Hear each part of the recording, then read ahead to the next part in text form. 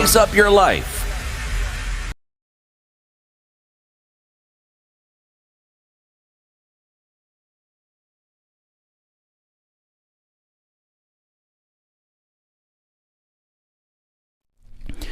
Good morning, this is Newswire. I'm Dennis Aseto.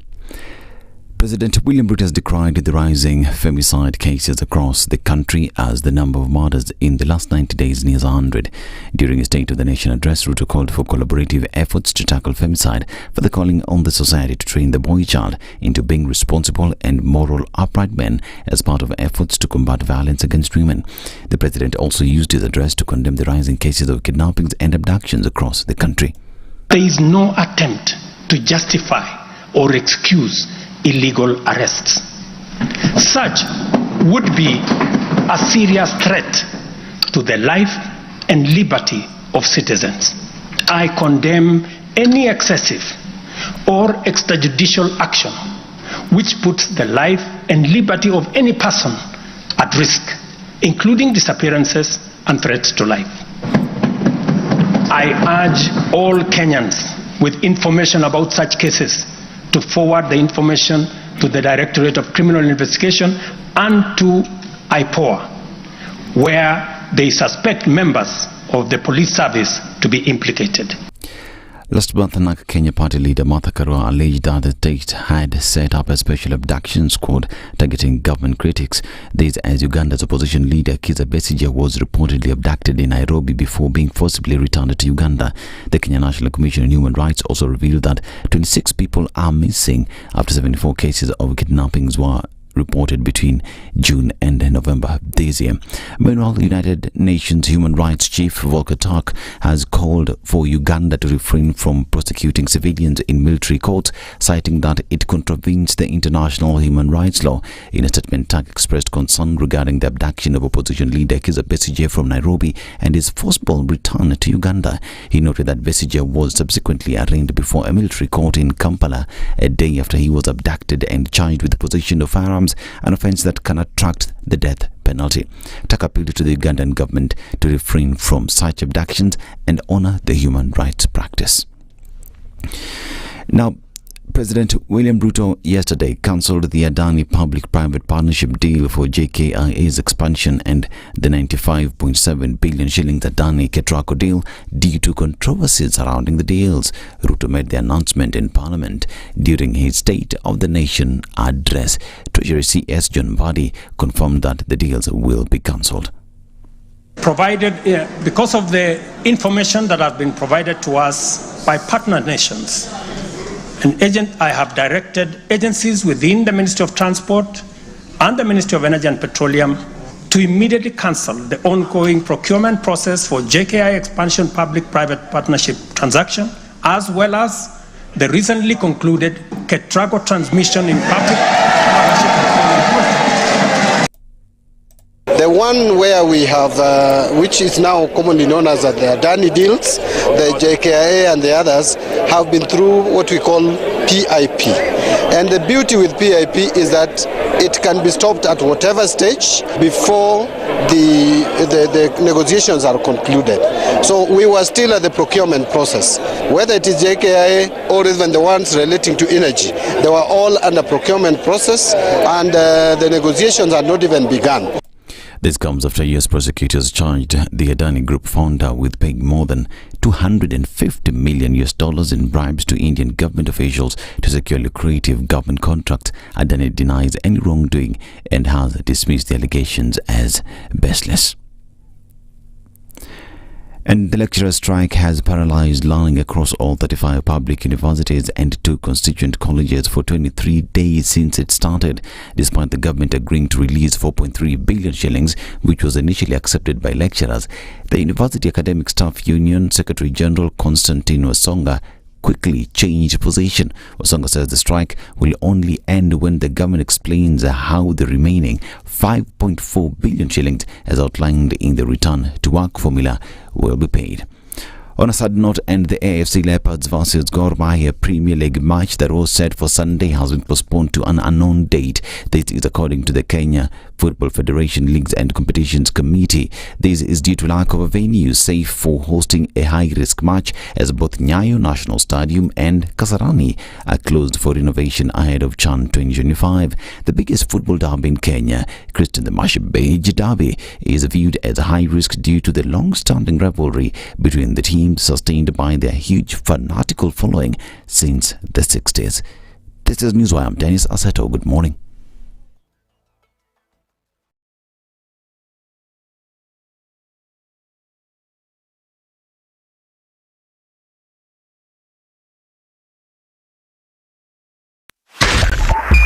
.5 SpiceFM, Kisumu.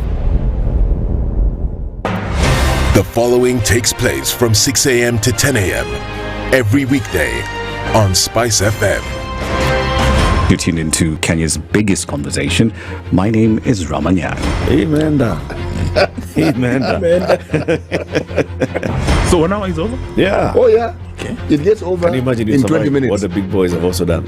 I'm very proud of myself. When you understand about partnership in politics, it's like the way marriage is these days. When you're looking for a wife, you're like, oh, maybe you can help me pay for fees as I pay for the rent. Why should you have a lioness living in your bedroom?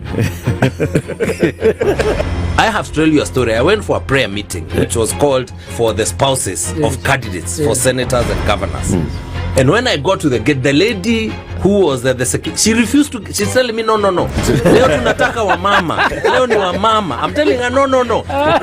She said, no, sio siku yenu.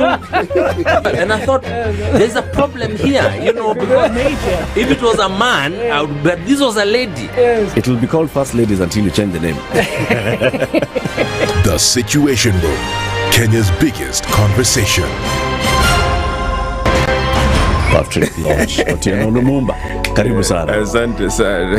CT Muga. Trouble. Is he the same man? Spice. If we just gloss over issues and hope that time heals, then we might find that in generations to come, we might be back at the same situation. And the whole thing is born of stolen elections. Spice. When it comes to the decisions you make, you must be independent. There's no way you can allow one institution to dictate to you how you're going to conduct your operations, how you're going to decide cases. It's a no. When you weaken the institution to the point where they cannot take action, then you realize that politicians have to come up and now start dealing with the issues. That conversation has to die. Our politicians do not like the hard stuff. We must insist on the path of doing things right, whether popular or unpopular. Money changes hands. That is a fact. If you have political goodwill at the highest top, like in Rwanda, then corruption will be an issue of the past. If you don't have political goodwill at the top, we will pass laws, we will amend laws, we will continue passing laws and re-amending laws, and nothing will happen. This is the Situation Room, the only way to start your day. Good morning, and I love your show. Thank you. Having come from a Kikuyu radio background, I migrated to Spice because of the content. I was born in a slum, but somehow I got a break in life. So sometimes when you see the sweating coming out because of the passion and whatever it is, behind the noise, there are people. And we share the same umbilical cord. It shouldn't be like that. I am so disappointed. We used to tell Honorable Raila Amolo Odinga that he's doing police of conmanship.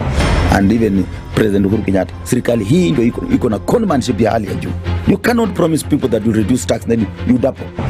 In politics, there is the issue of trust.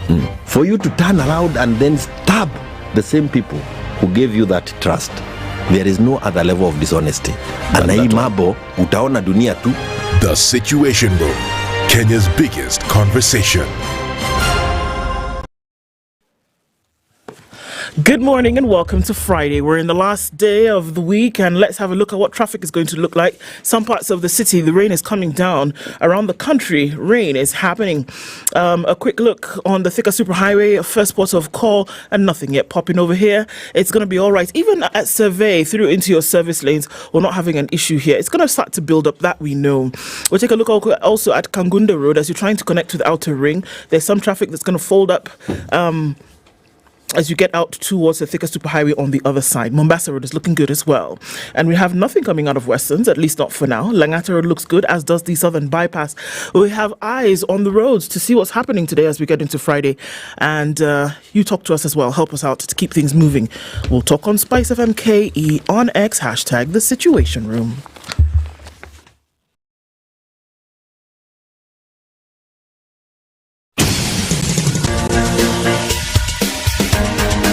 This is The Situation Room, the home of hard-hitting political commentary and penetrating insights about the state of the nation. This is a talk radio experience like no other. The Situation Room, a place for hard truths, debates, and elevated conversations. The Situation Room, witty, political, engaging, deep, controversial. In the room, we have C.T. Muga, researcher, academic, seasoned political observer, a fountain of wisdom in these politically uncertain times. Ndu Okoh, Nigerian by birth, Kenyan by choice, communications expert, Pan-Africanist, a truth seeker and believer in people power, and Eric Latiff, agent provocateur, the man in the chair, seasoned journalist, news hound, a man who believes in punching up, not down. This is The Situation Room, the only way to start your day. Oh, my mic was off. Once again, 1, 2, 3. Go. Ngoja. Hata yenu iko off. Okay, finya ile red. Higher. How you doing, City? I'm doing, I know. I'm about to lie. Very good. I am not doing well. This cold and I don't agree. It is doing the thing that the cold does, eh? Yeah. We are not quite agreeing. Yeah, buana. Yes, but the cold has to do what it does, and I will also have to do what I need to do. You need to live by. Yes, exactly. Get by. Pole sana. Sana, brother. Pole sana. Yeah. Usijali.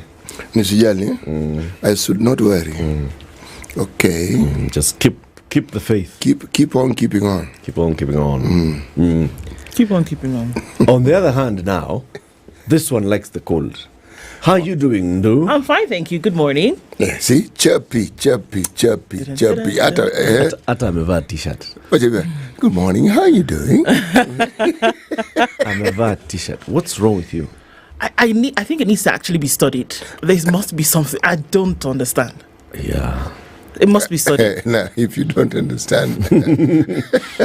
It's worrisome, I mean. Yeah. But it's a good thing. No. I mean, there's a bit of a chill, and I kind of like it. I'm not. If I get overly cold, then I, grab a jacket or something. But right now you're fine. I'm on Easy Street, man. You're Easy Street. Okay. Hi. So, Narek, how are you doing? Hi. Me, I'm all right. I was telling you, I have a lot of things. I have very many things to do. You have a full tray? I have a full tray. Right. And none of them is moving. Right? And the tray knows it's full. Yeah. Who's supposed to move the things? It's me. Oh, okay. It's the cheese, my friend. Who do you think is going to move it? No. The problem is, I look at that full tray like this and I just look for something else to do. That is usually the best way to go about it. So the tray just remains full and you do other things. In fact, add to the tray. Aye. Anyway, we move irregardless. We move. Irregardless. Happy Friday, everybody.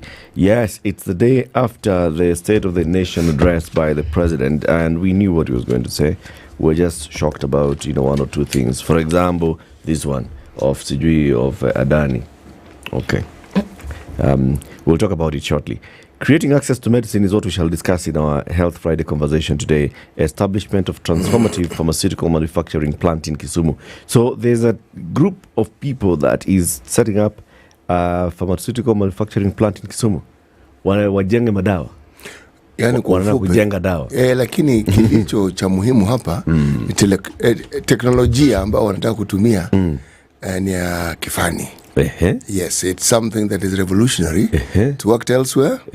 And I think when the experts are here, they'll explain it to us in greater detail. And why Kisumu? Yeah, why Kisumu? Why not Abidjan? By Suwe. Yes. By that way. Yes, why not Windhoek? Windhoek. And you hear, and I was looking for it, just searching, hoping for someone to fill it in. Are they Kenyan? Who? The Vindukians. The people. One is American, one is Kenyan. Yeah. Yes. So the American Dr. Vincent Orinda. No. The American Dr. He was just checking if you are awake. I was just making sure. Okay. Dhiren Thakur is the president and CEO of Med Editors Pharmaceutical Kenya. And the director of the Med Editors Pharmaceutical Kenya, Dr. Vincent Orinda. Those two will be joining us at 7 a.m. to tell us this one. Doing pharmaceutical in Kenya. Okay. Why? Okay. Good Lord. You okay? You mumble your way through that one. Stumbling through that statement. I just heard pharmaceuticals in Kenya. I didn't hear that. I just said pharmaceuticals in Kenya. Why? And then at 8 o'clock, we shall talk to Lady Justice Patricia Nyaundi.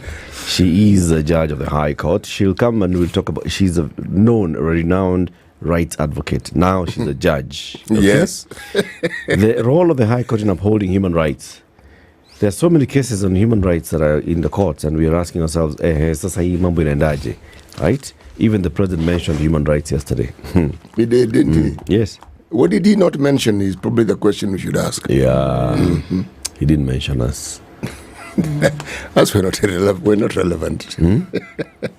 We are state of the nation. No, we are not. We are ordinary citizens. Then address. And then at 9 o'clock, we shall talk about diplomacy in shaping global relations. Okay. So, we know that, for example, the Ministry of Foreign Affairs is right now reviewing our foreign policy. Okay? And we are seeing our foreign policy is, you come to Kenya, your government wants you, we tell you, hii ni mambo ya nyumbani. Tafadhali kwenda maliza hii mambo, then rudi. Mkamalize huko mambo nyumbani. Then come back. Then you can come. You're always free to come. Here we always free. Yeah, you're always free to come. Lakini kama bwana ama bibi anaita wewe, enda nyumbani kwanza. Ukadili. Ambassador Philip Richard Owade will be joining us. He's a senior legal and public policy consultant. He'll be joining us at 9 a.m. for this conversation. Sawa? Yeah, let's say 18 minutes after 6. We are live streaming the show. Let's hear what the weather is going to look like. And then we look at all these other manenos one by one. Okay?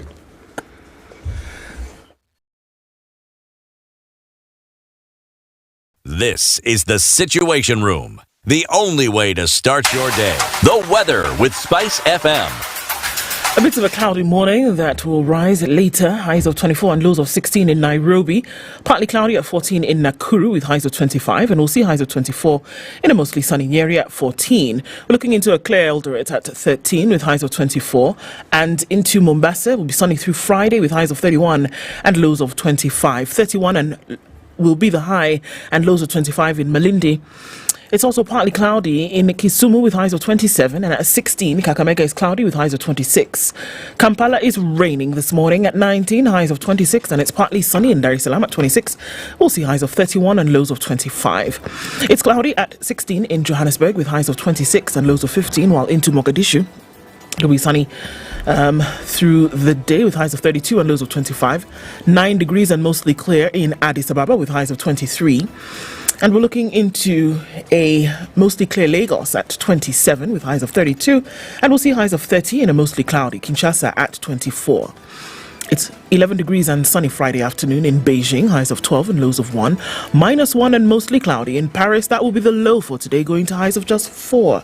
It's partly cloudy at 1 degree in London with highs of 7. And it's 3 degrees and rainy in New York Thursday night. Coming into Friday, we'll see highs of 8. Back down to lows of 3.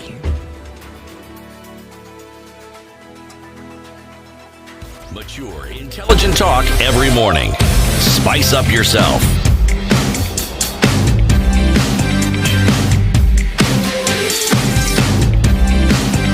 Mornings done right.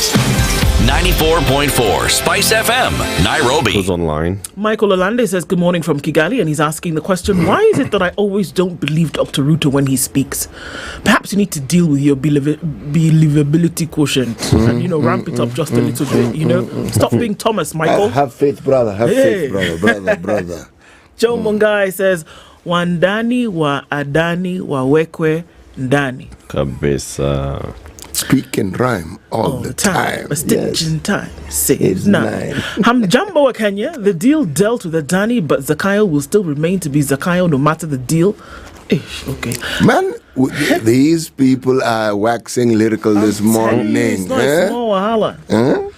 Linus Gatonga says it's Friday. Good morning. Good morning from Mombasa, says Robertson Bogo. Good morning, Team Spice. Love from Gashie. Delvis Otieno is also greeting us this morning. And he's saying that Zakayo thinks we're all dumb. But why now? Delvis Otieno says good morning. Vesh Musanga's tuning from Nairobi. Sir George Gashoriri says good morning. I'm looking forward to a great show. Let's do it, man. Good morning, Ndu City Eric. Munafanya kazi nzuri sana. Asante sana, Rose Grace. Imagine. For real. Na unajua ametoka wapi? Rose Grace ametoka Tamu. Anaongea vitu tamu. Wewe. Sana. Unajua mtu mwingine ambaye ametoka Tamu? Haujui? Anaitwa Sweetie. Bas. Kumbe unamjua.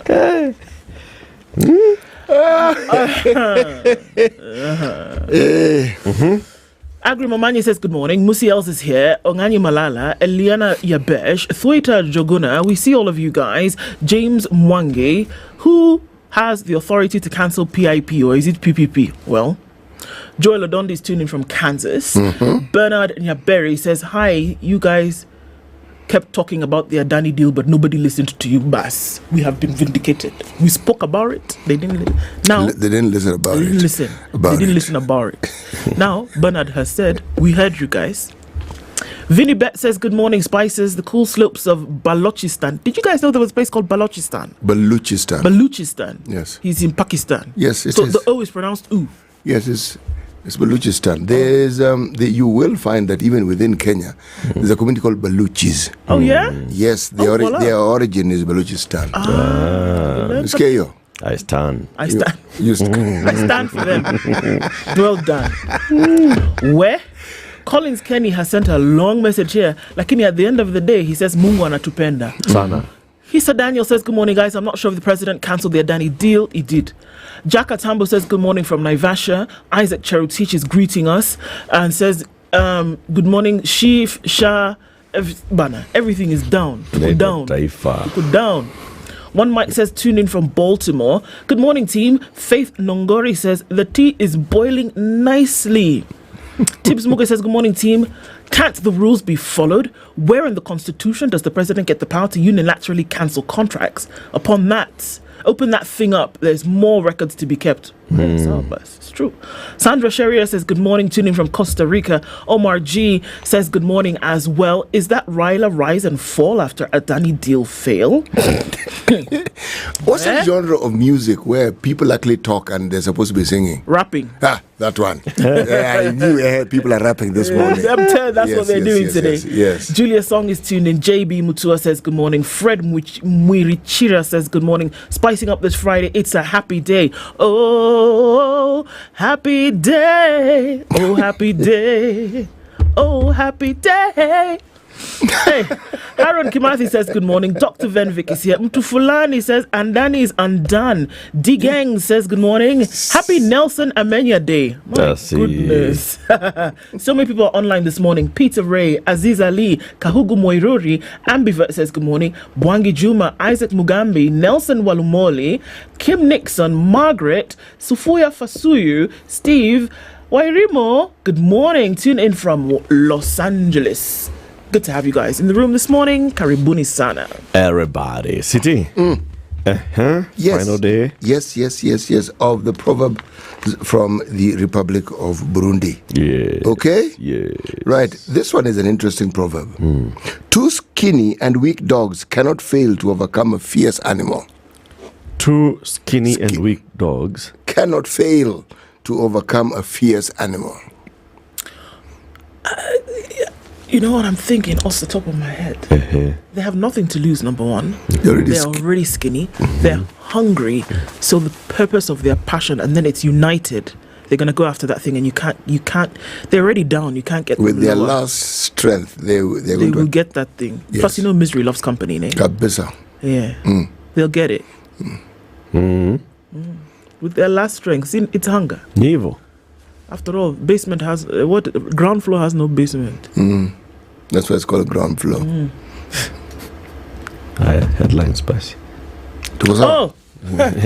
Hapo ndio tuko. Headline. On the front page of the Standard, Adani deals crumble. Adani has been synonymous with secret contracts that reek of impropriety for months, including yesterday morning. Government officials have fallen over themselves defending the multi-billion agreements. However, the US indicted the billionaire owner of the company. President Ruto, during his second State of the Nation address yesterday, said enough is what? Enough, and cancelled the JKIA and Ketraco deals. The question now is, what are the implications of the cancellations? The president did give a State of the Nation yesterday, and there's a headline here: building a nation on resilience. Key highlights: the economic situation is what he was talking about, measures implemented to stabilize the economy. Number 2, food security. And on the challenges that have been acknowledged by the president, number 1, persistent hardships. It's just hard, man. 2, outlook, where we want to go. And number 3, gender-based violence is a thing. It's a pain point. And the president spoke on that yesterday. So we'll be looking into that in more detail on the front page of The Nation. Ruto forced to abandon Adani deals. We're seeing this. That's an interesting headline, I think. Forced to abandon. And so the question is in your head. Had he not been indicted, would Kenya be ending those deals? This is not about the indictment in the Americas. Oh, there's just sudden realization that this guy is a bit off color? No. It's not sudden. Okay. And people don't just understand our president, do they? He has not been forced by anyone. Okay. He's just looked at what's happening and says, in the face of credible evidence, we have to take action. Okay. Right. Olimma. I mean, this is... it's very good.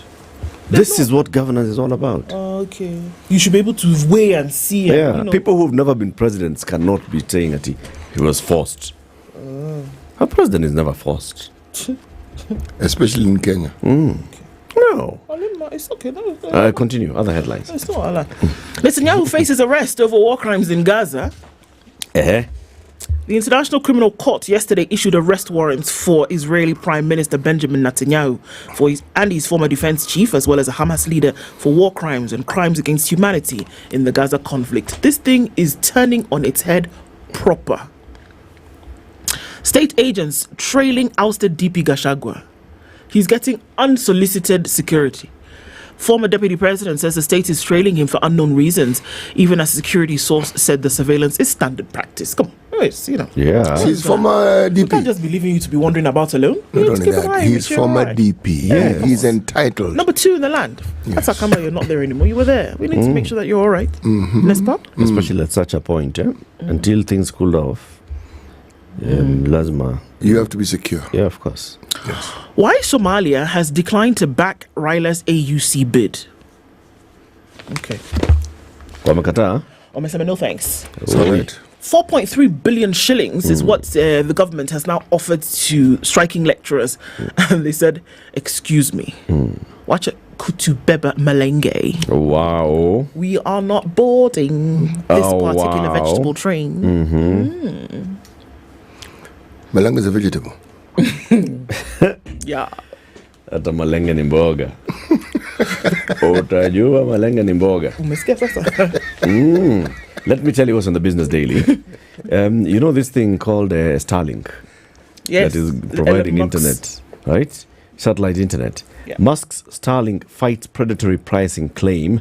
US billionaire Elon Musk's satellite firm Starlink has been accused of practicing predatory pricing or offering deep discounts and selling below cost to lure customers from its competitors in the Kenyan internet market. Jamii Telecoms, Kenya's number 2 internet player behind Safaricom, is asking the communications regulator to investigate the alleged predatory pricing in a letter tabled in the High Court. The American firm, riding on the back of the world's richest persons with a net worth of $237 billion. He's worth 30.6 trillion shillings. Him alone himself, Elon Musk. It's good for him. 30 trillion shillings. We raise 2 trillion shillings a year in Kenya from our hard-earned and hard-sweat taxes. And we are happy with ourselves to death. We have improved. And we keep telling ourselves 2 trillion that we're shillings. ahead of everybody. Collectively, 54 million of us, we raise 2 trillion. Then one guy. One guy has 30 trillion. Anyway, we have the photo of President William Ruto here. Ruto orders cancellation of Adani deals, the president speaking in parliament. Then they have a profile of Professor Elizabeth Kalunda. Professor Elizabeth Kalunda is being profiled. I'll tell you who she is shortly. NCBA takes over Absa Bank's 860 million loan at Unga Group. Wow. Unga Group had 860 million shilling loan at Absa. It's now gone to NCBA. I&M Group declares a rare interim dividend. Cyton seeks to block investors' compensation. 2 units of Cyton have asked the Court of Appeal to block the sale of a 40-acre rural land. Even as official receiver maintained that the fresh application is an attempt to scuttle refunds to Cyton High Yield Solutions investors. Now, these guys have said that their profile of Nani is on page 19 of that lady that I just told you about. Professor who? Kalunda. Elizabeth Kalunda is an associate professor by day, a farmer by heart, a wife by covenant, and a mother with an emptying nest. Hey. She's the vice chair of the Institute of Certified Public Accountants of Kenya, 5th year running as a council member. She also runs a money market fund called Lofty Corban Investments. She's all those and more, and Jackson Biko sat down with her and wrote a profile of who she is. Professor Elizabeth Kalunda. Paul Russo is the CEO of KCB Group, and he has been profiled on page 3 of the Business Daily as well. The boss on how tough decisions led to the lender sector's topping 44 billion shilling profit. Hey. He says, we took hard decisions when I took over, and this is now paying back. When we were at the lowest moment, everybody baited us. But Paul Russo has driven this company to back up there. Now, Bwana Muga. Yes, please. You have the star. I do. Very good. Mm-hmm. Let's hear what's on it. Top right-hand corner in burnt brown. Mm-hmm. No, sorry, it was... Burnt orange. Burnt orange. Yes, Siasa, criticism of state by bishop smacks of hypocrisy. Battle for CDF billions, okay? That's in the Siasa pages of the Star. Page 10. Catholic priest awarded PhD in Christian and Islamic studies. Wow. Yes. The Catholic priest is part of the Archdiocese of Mombasa. His name is Reverend Richard Airo. Well, and he says, you see, Mombasa is a leading example of the interfaith harmony in Kenya. I could not agree more. Somebody who grew up in Mombasa, he is spot on, okay? MPs reject bid to have counties share burden of revenue shortfall. The story is on page 8. A Senate watchdog committee has summoned Kitui Governor Charity Ngilu to explain the use of funds at the Kitui County Textile Center. This follows a report by Auditor General Nancy Gadhungu for the fiscal year 2019 to 2022 that has raised financial queries. The revelations emerging during the questioning of Governor Julius Malombe by the Senate County Public Investment and Special Funds Committee. Okay, the chickens are coming home to roost, in short. Okay, you thought the matter was over. It has merely just begun. And this is not just Kitui. You don't even need to look carefully. You just need to keep up with what the Auditor General says regarding counties, and you'll find many counties have similar questions to answer. My only problem is that the entities summoning these people is Parliament. The Parliament is summoning you to come and explain what you did with the money.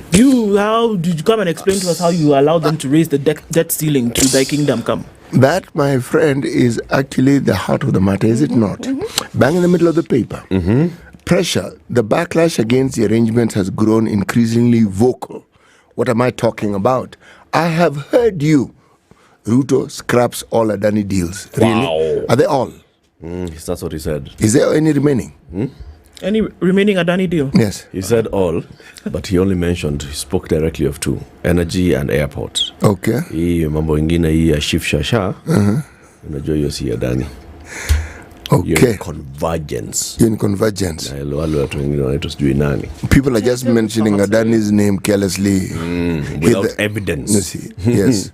Right. President directs relevant ministries to seize ongoing procurement process, seeks new partnerships. What are the consequences? Because every time we've had these sort of things, remember we were told there was no deal. Do you remember? Airport. We are told there was no? There's no deal. Yes. So what are you cancelling if there was no deal? Halt the process. Contract. There was no contract. Deal, secret deal. So Ketraco, there was a deal. That one has to be cancelled. Now the question is, at what cost? Because that is always the has issue. Been inked, okay? If you're cancelling the contract, what's the out clause? JKIA as well. Greenfield. Was it called Greenfield? No, Greenfield was the other one that was cancelled by Uhuru. And that one also has a cost. And it is, yes, over 1 billion shillings was awarded by courts. 2, actually. This one of JKIA, as we were told here by Chris Kiregwa, the former head of the PPP Directorate, it was still on course. So what's being halted is stop the talks, which is what Kenyans were saying in the first place. Just stop the talks first. Please. Review this thing. Please. Yeah. And they kept saying, we haven't signed. Yeah. Don't stop the process. The courts even said, stop the process. Anyway, let me tell you what's on the People Daily, right? Antimicrobial resistance threatens to undo medical progress. That's a feature that they have there. They also have a feature on skin as a canvas. The tattoo art culture. People who are just using their skin to do things. And then they have a photo here of Opiyo Wandayi, of Raila Odinga, of William Ruto as the president. And the People Daily seem to know what the president had for lunch before he went to Parliament. They say, Ruto eats humble pie. Does he now? And leaves Raila and Wandayi with egg on their face. Egg is good. Katika Taifa Leo hii leo, familia ya kwama na maiti 400.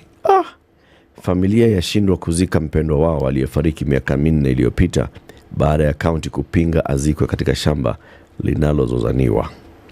Imagine, they've been unable to bury their loved one for 4 years because there's dispute over the land. Come on, where they're to bury. Yes. Shirika laipa serikali alama ya D. Muungano wa hospitali za kibinafsi Kenya, RUFA, ulifanya utafiti kati ya November 9 na 12. So the private health hospitals, Rural Private Health Association, right? RUPA. They did a survey and they've come back and said, D, umefeli on this shifting. Oh, D as in the score. D. Got it. I don't even worry about it. You thought D as opposed to da. Yeah.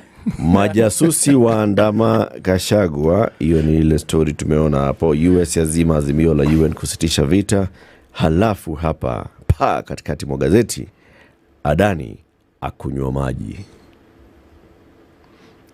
Adani akunywa nini? Ameloa, sio? Dili kati ya serikali na shirika la raia wa India zasitishwa na rais baada ya kubainika ana kesi ya ufisadi Amerika. It's like that, like this, like that, and like that. And quickly, the Nairobian this week. The Mchele menace inside the dark world of Nairobi bars, drink spiking gangs. They also have a story about Oringo, the patriot who was most misunderstood, that is Peter Olo Oringo. A bigger cause of civil war drives Sudan's AFCON dream. That is basically what led them to qualify for AFCON. Man fractures ex-girlfriend's leg for talking to his baby mama. Oh, come on. Should be 2. Nonsense. Man fractures ex-girlfriend's leg for talking to his baby mama. Okay, the man's baby mama. So the man is talking to his baby mama, and because he's talking to his baby mama, he fractures ex-girlfriend's leg. I don't get it. That's where it's ex-girlfriend and baby mama. Remember the commas that Lou spoke about yesterday. There's no comma. Inaitwa punctuation. Haina comma hapa. Haina punk ile. So ex-girlfriend who was speaking to the baby mama. No. Ex-girlfriend speaking to baby mama. 2 women were speaking to each other. Right. Against the desires of the man. Right. Okay. Prophetess Akatsa's sons promised to follow in the footsteps of the beloved mother. Kwani hii kitu is inherited? Yes. Who says? Well, that's what they've said. How many bishops do you know of whose children have become bishops? Are they prophets? I know some are prophets. She is a prophetess. Let's talk about prophets. Wacha kuongea kelesi. Wacha kuongea mambo ya bishops. Who's a bishop? It's a junior. Mtu ambaye anaona mbele. Prophetess anaongea na Mungu hivi one on one. Hata Yesu alikuja kumtembelea Kawangware. Oh, yes. Jesus came to Kawangware to visit Mary Akata. That is before he went to Bungoma County. Okay. Then now here you are. They have a story here of Slippery. What's your story? What's your story? I'm sure. No, this was me encouraging you. So we knew you would refuse. Why you should ditch saliva as a lubricant during coitus? Ditch it? Why you should ditch saliva? I'm really sorry. More wives, show us your secrets, MP tells Oparanya. Malava parliamentarian Moses Malulu Injedi has reached out to Cooperatives Cabinet Secretary for tips on how to be a polygamist and take care of many women. Is MP of which place again? Malava. Lava.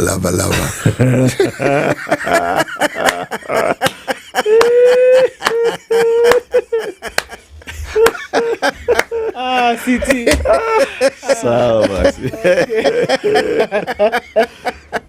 This is the Situation Room. The only way to start your day. Protect your children's dreams with diversified investment solutions. Standard Chartered Priority Banking connects you to diversified investment opportunities. These include foreign currency bonds, mutual funds, and Kenya government bonds, which earn you returns in Kenya shillings, US dollars, pounds, and euros. Achieve your goals with Standard Chartered's expertise. Email prioritybanking.ke@sc.com today.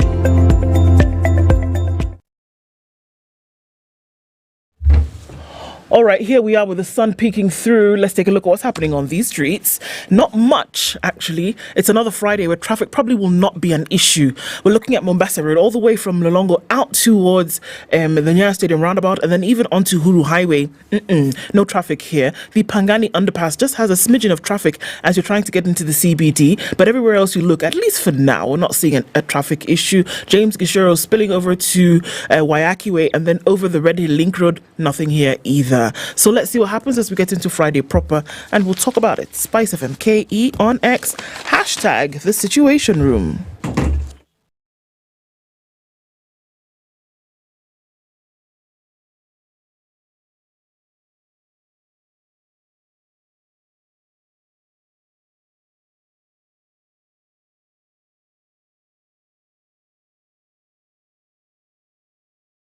Oh yeah.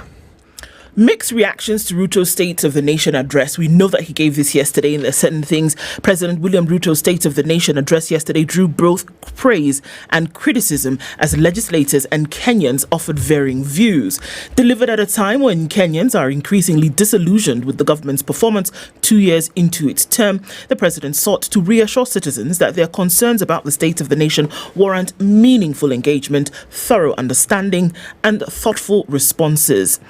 He says, and I quote, "We have not been watching helplessly and doing nothing as adversity takes a toll on the economy and undermine the livelihoods and well-being of people." In other words, we've not done that.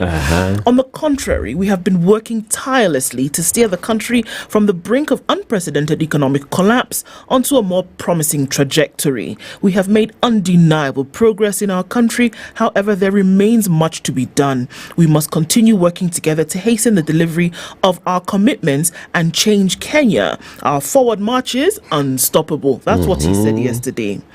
Legislators responded to the speech with mixed reactions. Leader of the majority in the National Assembly, guess what, said transformation as firmly on course. That's what he described it as. Kimani Shogo. Okay. Well, did you expect anything less? While the journey has been painstaking, significant strides are being made to stabilize the economy that was on the brink just 2 years ago. Through deliberate policies, structural reforms, and collective resilience, we are laying a strong foundation for sustainable growth and prosperity. Prime Cabinet Secretary Musalia Mudavadi praised the speech, calling it a powerful statement that addressed pressing concerns. That's like saying snow is white. Okay, he particularly landed the president's announcement cancelling the Jomo announcement cancelling the Jomo Kenyatta International airport and energy sector deals linked to Indian billionaire Gautam Adani.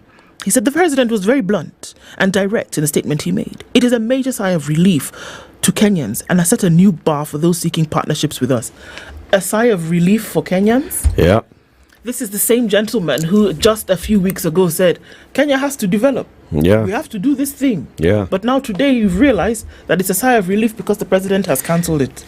Read that quote again. Let me read it again. This is the Prime Cabinet Secretary. Yes, it is, please. Minister for Foreign Affairs. Yes, please. And Acting Minister for Interior. Thank you very much. Very good. Let's hear. The president was very blunt and direct in the statement he made. It is a major sigh of relief to Kenyans, and he has set a new bar for those seeking partnerships with us.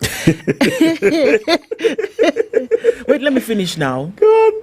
They're making me laugh. Please go on. Any partners must come with clean hands and integrity. Ivo. Any partner must come with clean hands and integrity. So now, there's, in other words, I mean, the story goes on. It's the president goes who's raising the bar, right? Yeah. Okay. Now, based on what? Huh? Based on what? Raising the bar of what? Of cleanliness. You said integrity. You must come with clean hands. Yeah. He said that. Yes, Jerry. Musalia said that suddenly there's the realization, because somebody has been arrested, Ukoju. That's the thing, you know. So suddenly you've realized that, oh, these guys don't have clean hands, so we cannot do business with them. So is it possible that all this time you actually did not realize, even with countries like Australia shouting, don't do business with these guys, you still said, no. In Kenya, business is clean. Other countries are shouting, you said, no. Our own, clean as a whistle. Then suddenly, America, your friend in need and friend indeed, indicts the man. Then you say, in fact, this guy does not have clean hands. So it was prudent and wise of the president to cancel these deals. The question remains in my head. And this is not even proven allegations. This is it's just an indictment. Just an indictment with a charge. With a charge, exactly. So the question remains stuck in my head as I thought about these things yesterday. Had there been no indictment in America, there could have been indictment anywhere else. Even Uganda, it would not have mattered. It would not have mattered. Do you understand? We would not have been talking about clean hands and integrity and partners coming with, clean as a whistle, clean your nose kind of business. So you have to ask, what is the threshold for activities of integrity as concerns governance? It's a very good bar that the president is raising. Okay, I mean, but this is what it means to be a non-NATO ally. Non-NATO member ally. Right? Probably this is what it means. That you can just be, That if America sneezes, you must sneeze. You must sneeze as well. Because this is just it's a beginning of a process in America. I said Australia Could it be what is influencing a decision in Kenya? Who knows? You know what a decision as big as cancelling an already inked contract. What I find interesting, though, is we keep talking about this wonderful constitution that we have, and we reference it every once in a while when it suits our purposes. But on this matter, the constitution is so clear, it's actually shocking. Can I read? Yeah, what does it say? The Directorate, in coordination with the contracting authority, shall, before commencing an evaluation of a privately initiated proposal, conduct due diligence to confirm that the private party A has not been debarred by any country or any international organization from participating in public-private partnerships or similar arrangements. B is not corrupt, has not engaged in acts of corruption, and has not been sued or convicted on account of acts of corruption. There's A, B, C, D. Then C has not, and its has not, and its directors or officers have not been convicted of any criminal offense related to professional conduct within a period of 5 years preceding the submission of the proposal, and have not otherwise been disqualified pursuant to administrative suspension or deterred proceedings, and it goes on. This is a private partnerships. Yeah, it is not complicated. Yeah. It is not complicated at all. Yeah. So when you hear someone like Opiyo Wandayi saying what he was saying, you wonder, when you're a CS, when you don't have advisors, when in that department, can you not ask the Attorney General's office, because they're the legal advisors, say, madam, before this thing, can your people tell us where it is we stand with this thing with regards to our constitution, so that you're actually fully informed and you're fully prepared. Now you go, you speak. My question is, why did Ruto cancel this thing? If you ask me, it's reactionary. There's no conviction anywhere. No, there isn't. That Adani has committed. No. Right? So what kind of pressure is this that would force a president to actually cancel a deal that's already been inked? Look. And not long ago, this was not an Uhuru era inked deal. No. It is those people. Nope. This one was not inherited. His government, his administration, he must have been briefed. He must have said, all right, go ahead. He must have been briefed about the healthcare one. He's saying, go ahead. About the airport one, he's saying, let's proceed. Why would he suddenly say, let's cancel? And his quote is, like he said here in the quote that he is, I have stated in the past, and I reiterate today, that in the face of undisputed evidence or credible information on corruption, I will not hesitate to take decisive action. So what is this credible information on corruption that the president has? And that you didn't have or before. Undisputed evidence. And that you didn't have before. Yeah. That is what is being insinuated. He didn't have that information before, but now he has it. I'm sorry, but I don't believe in this kind of coincidence, that it's on the same day when there's an indictment that suddenly you receive, hardcore evidence to show you that you cannot continue with a deal like this. It's already been inked. There have been signatures. The thing is, it is at contract stage. So there are a number of things that it means that Kenya will lose again, because there will be a clause where there will be some kind of payment that must be made because you've cancelled the thing. It sounds like it's been done on a whim. So maybe not. And that there's some people that you are trying to please by cancelling this contract. That is a possibility. Eric has mentioned something here in the past, and I want to revisit it. All these contracts, including the Greenfields one begins to think that perhaps these things are initiated for the sole purpose of cancellation. Yes. I'm afraid my mind has to go in that direction. Because with all the legal minds we have in this country... It's like this thing was coming. Yeah. Yes. With all the legal minds that are resident in this country, it is not possible that you would do something like that, knowing very well the severity of the implication of cancelling pre-term. Yes. Come on. There was this road thing we're building through via Mao and via all these places where roads are supposed to go to with some French firm. Yep. So we went and cancelled it again. Yep. Cancelled. The deal was there. You see all these things you ask. Surely, are we saying that before we initiated, we didn't know exactly what we were supposed to be doing? And now suddenly, because this seems to be the argument here, now suddenly we have information that advises us alternatively. And because of that alternativity, we now feel we can now take this particular step. Yeah. I have to consider how it is these things are begun in the first place. Are they intended to actually see fruition, or are they purposed for the singularity of cancellation? It's planful. You leave a hole, we speculate, and we fill it with something. By the way, yeah. On the matter of now that we're talking about this on seeking justice, the president spoke about the DPP, right, and the fight against corruption, and he said that it's completely reprehensible that the director of public prosecutions would be initiating cases and then withdrawing those cases. Ati, you don't have evidence. Ati, you don't have witnesses. And the president was like, no, come on. No, come on. This must stop.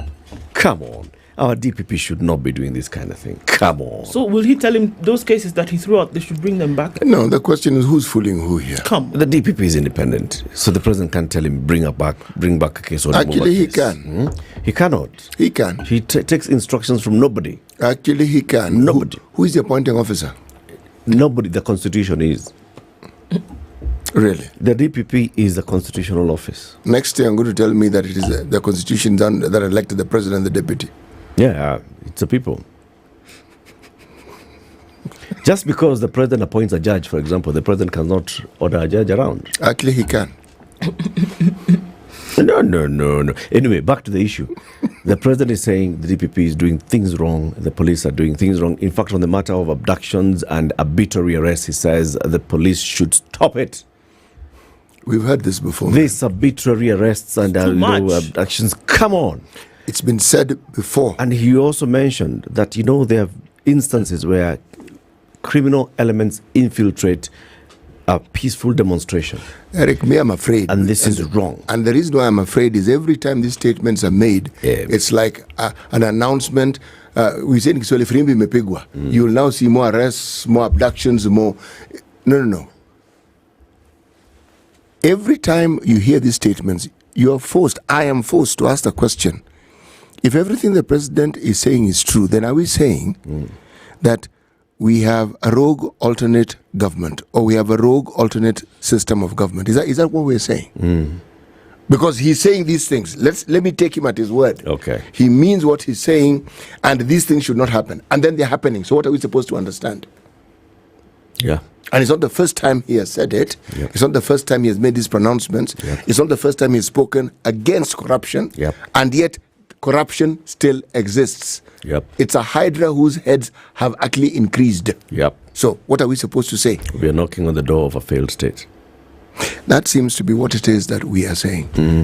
There is a sliver, like a small sliver of opportunity where change can actually take place. But that door is closing really, really fast.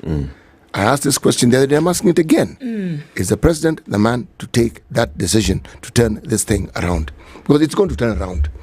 Now, is he going to be at the helm when it turns around? Of the turnaround? Yes.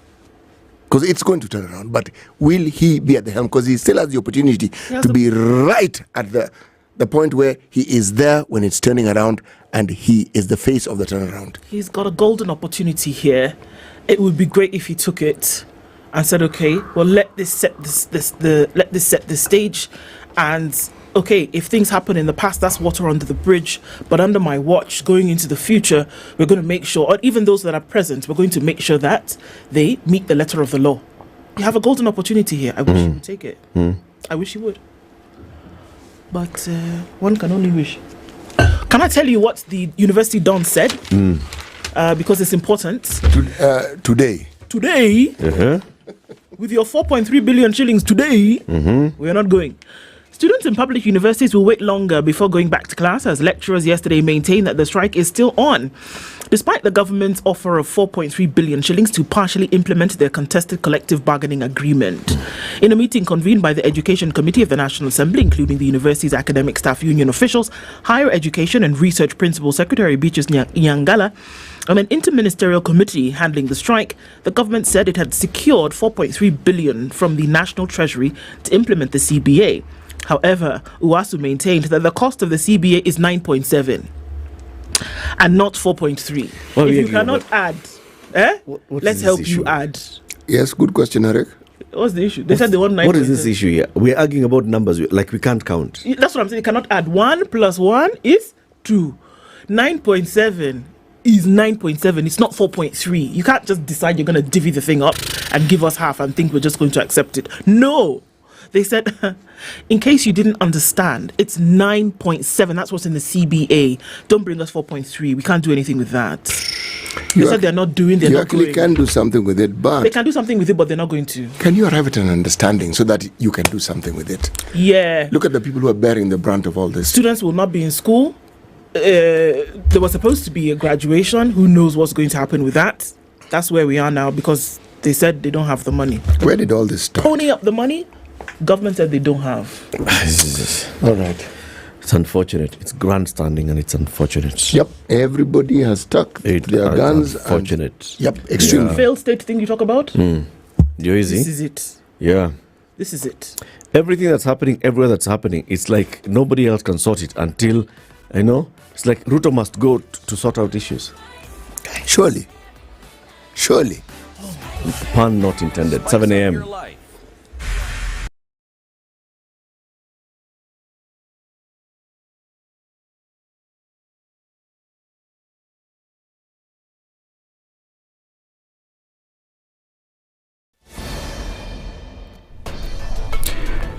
Good morning, this is Newswire. Dennis Aseto. President William Ruto has called out the Office of the Director of Public Prosecutions for the repeated dropping of high-profile corruption cases due to an alleged inability to produce witnesses. Now, in his State of the Nation address, Ruto highlighted that such incidents undermine the fight against corruption and impede the country's progress on social justice, national security, and sustainable development. According to the head of state, institutions tasked with combating corruption, including the ODPP and the judiciary, must stop hiding behind institutional independence and begin to meet the public's expectations when it comes to addressing corruption. It cannot be the case that the Director of Public Prosecutions keeps dropping cases because somehow they are unable to produce witnesses. It cannot also be the case that corruption suspects rush to court to obtain anticipatory bail that shields them from due process and enables them to compromise investigations. There is also no reason for corruption cases to drag in our courts for years. And the government is committed to settle accrued debt incurred by the defunct National Health Insurance Fund through the new Social Health Authority. President William Ruto promised to disburse 3.7 billion shillings today as some of the payments owed to health facilities, including public, private and faith-based medical facilities. Speaking in Parliament yesterday, Ruto said the lump sum would be used to reduce the historical debt owed by the government in the last decade, in a move he says will boost confidence in the healthcare system after a rocky transition.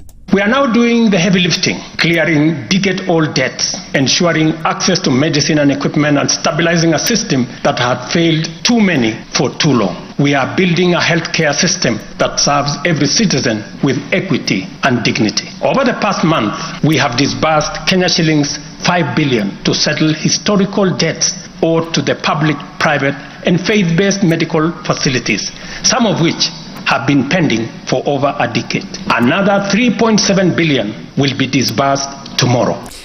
Now, the remarks by the president follow continued uproar by medical facilities who have accused the current administration of unwillingness to settle debt amounting into billions. Last week, the Kenya Conference of Catholic Bishops decried government frustrations in the health system, saying that 19 billion shillings debt had not been settled. Health Cabinet Secretary Deborah Baraza came out in defense of the ministry, saying that so far 7.58 billion shillings had been set aside to pay the debt, adding that as of October 2024, 7.58 billion shillings had been mobilized to pay these debt. The president says 3.7 billion shillings will be disbursed today. We shall be following up that and will be bringing you the very latest in a subsequent news bulletin. Now, players in Kenya's construction industry have been urged to capitalize on the government's affordable housing program to drive growth, create jobs and address the country's housing deficit.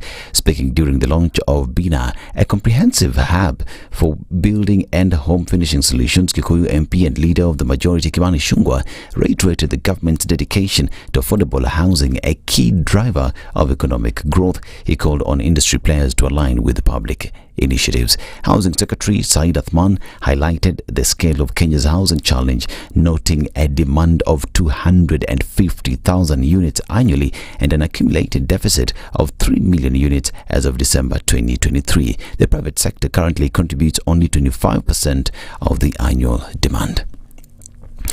And the lecturers' strike has paralyzed learning across all the 35 public universities and 2 constituent colleges for 23 days since it started, despite the government agreeing to release 4.3 billion shillings, which was initially accepted by lecturers. The University Academic Staff Union Secretary General Constantine Wasonga quickly changed position.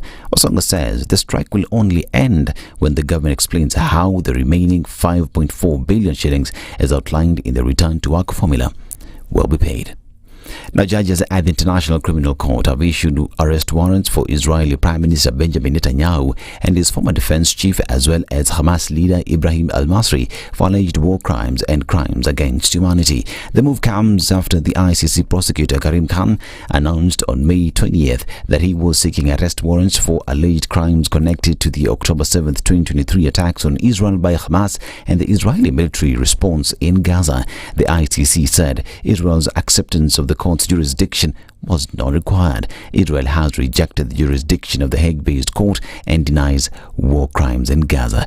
Israel had said it killed al-Masri, also known as Mohammed Daif, in airstrike, but Hamas has neither confirmed nor denied this. This is Newswire. I'm Dennis Aseto. Good morning.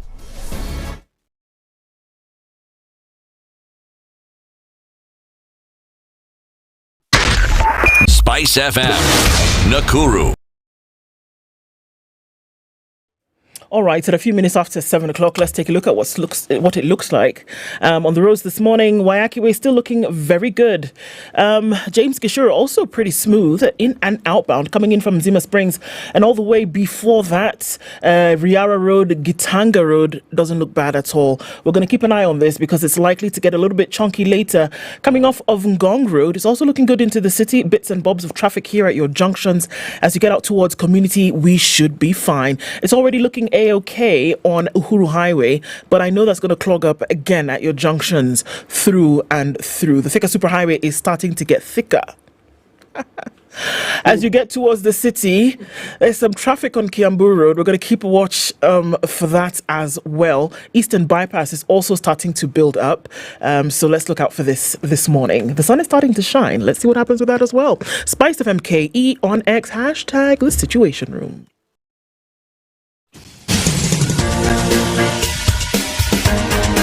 This is The Situation Room, the home of hard-hitting political commentary and penetrating insights about the state of the nation. This is a talk radio experience like no other. The Situation Room, a place for hard truths, debates, and elevated conversations. The Situation Room, witty, political, engaging, deep, controversial. In the room, we have C.T. Muga, researcher, academic, seasoned political observer, a fountain of wisdom in these politically uncertain times. Ndu Okoh, Nigerian by birth, Kenyan by choice, communications expert, Pan-Africanist, a truth seeker and believer in people power, and Eric Latiff, agent provocateur, the man in the chair, seasoned journalist, news hound, a man who believes in punching up, not down.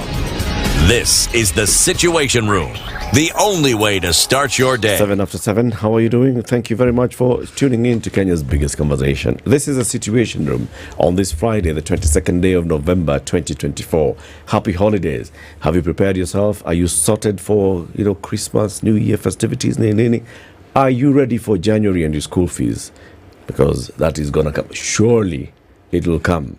Now, if you have not started thinking about how, you start thinking of school fees for your children, those that are in school right now, those that are getting out of school, those that are yet to be born, you better start thinking. And they talk to a Standard Chartered Bank. Absolutely.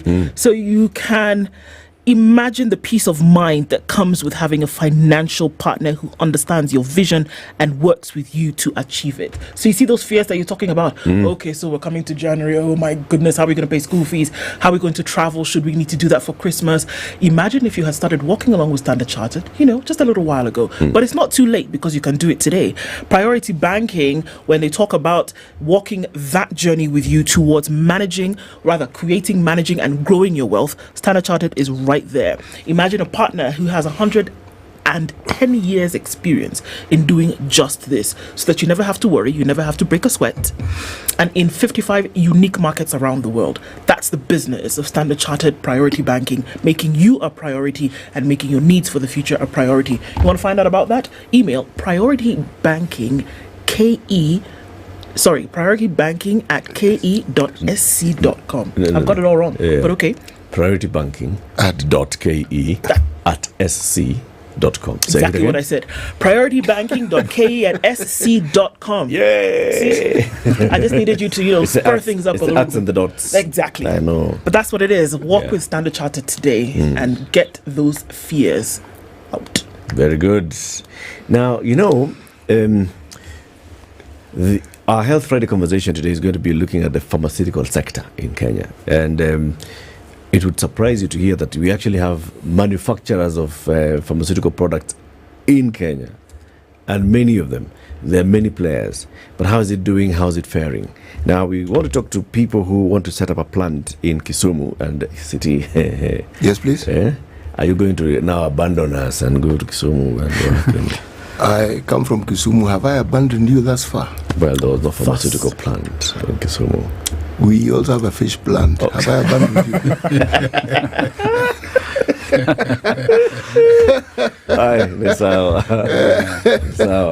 Even molasses. We have. The bus. Yes. Have you have I abandoned in Muhoroni? We've even agrochemical. Have I abandoned you? No, you haven't. Not this time. Surely.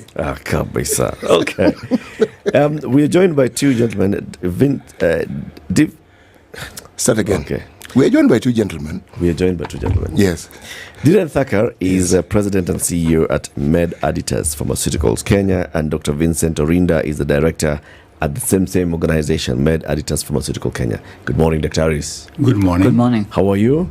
Great. Welcome to the hot seat of the situation room. This is Kenya's biggest conversation, Dhiren. How does it feel? I feel great. Good. Yeah. Good. We have always admired this program, and in fact, it's really a pleasure to be here. It's good to be here. Karibuni sana. Finally, you made it. Yes. And I'm sitting next to City. One thing, City has got this jacket. I always wondered, is this part of the whole? It never changes. It's uniform. And we hope it doesn't change it. City. So, why don't you change your jacket, City? And why should I change my jacket?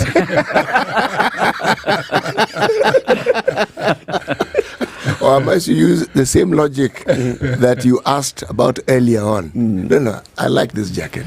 Yes. Very good. No, it's a good one. In case you're wondering, it will be washed over the weekend. So on Monday, I will still have it, yes.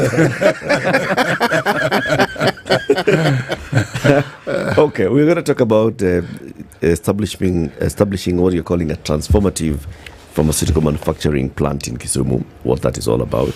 You'll tell us about your organization, Med Aditas, and what it means. But first, City, with the day's proverb. So this week, City, you've been in the Republic of Burundi. This is our final proverb from this particular country. This was once a kingdom, a fairly thriving kingdom. I mean, they had kings for decades. Then modernity caught up with them, and all manner of terrible things happened. The king was deposed, and God knows what else happened. But that's not what we're going to talk about today. The proverb: two skinny and weak dogs cannot fail to overcome a fierce animal. Two skinny and weak dogs cannot fail to overcome a fierce animal. Yes, these dogs have two adjectives attached to them: skinny and weak. Yes. Dr. Orinda, what's your interpretation of this? It's very interesting. Basically, if you're weak, or you think you have no power, and you're alone, you can't make it. But if two weak people come together, the power multiplies. And I think it makes sense that you can actually succeed. And it's not surprising we are two people here today. But not weak. But not weak. And not dogs. Dhiren, what's yours? Sorry? What's your interpretation? We happen to agree on a lot of things, and I agree on this as well.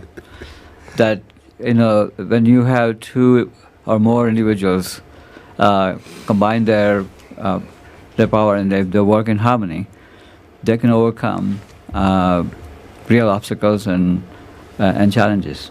There's safety in numbers. Yes. Okay. So, Dhiren Thakkar, you are President and CEO of Med Aditas Pharmaceutical Kenya. Before you tell us what Med Aditas is, what's the difference between President and CEO? Well, President is sort of a administrative head, and CEO is Chief Administrative Officer. So it's there are legally two different functions, and at least in this company we are combined. Once we grow, it is very possible that we may have President and CEO separate. Okay. So it's like what we have in many organizations in Kenya, MD and CEO. Correct. Yes. Okay. So what is Med Aditas?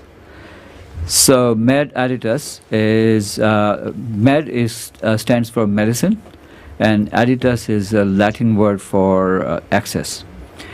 I try to find an English word for access to medicine, because that's our mission, creating access to medicine.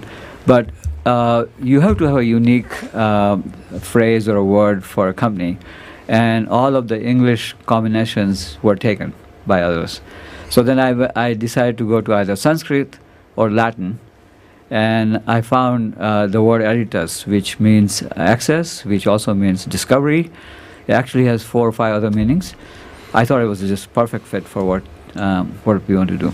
It is harder to pronounce, but I decided that people will get used to it. Over time. Over time. We'll get to know more about it. Yes. So what do you do? What does the company do? So the company, Med Editus is a family of 3 companies. I founded initially Med Editus International, which is a non-profit corporation, and that I founded with a mission to improve access to medicine in low middle income countries, because medicines, I've spent all my life in discovery development of medicines, and I have seen over the years that medicines can increase lifespan, increase quality of life, and this has happened in Western countries. But when there is not access to the medicine, sufficient access to medicine, we are really not achieving full potential of humans. So I feel strongly enough for this, and so I decided to leave the university where I was a professor and started a nonprofit. And then subsequently, we have formed Med Editus Pharmaceuticals and Med Editus Pharmaceuticals Kenya to specifically focus on developing pharmaceutical manufacturing capability and capacity in sub-Saharan Africa. Manufacturing capability, right? So it's not the research bit. It's just the production side. It's production, but there is plenty of innovation in that we are bringing to production of pharmaceuticals. Okay. Now, Dr. Rinda. Yes. In Kisumu, setting up a plant there. Yes. Why Kisumu? Interesting.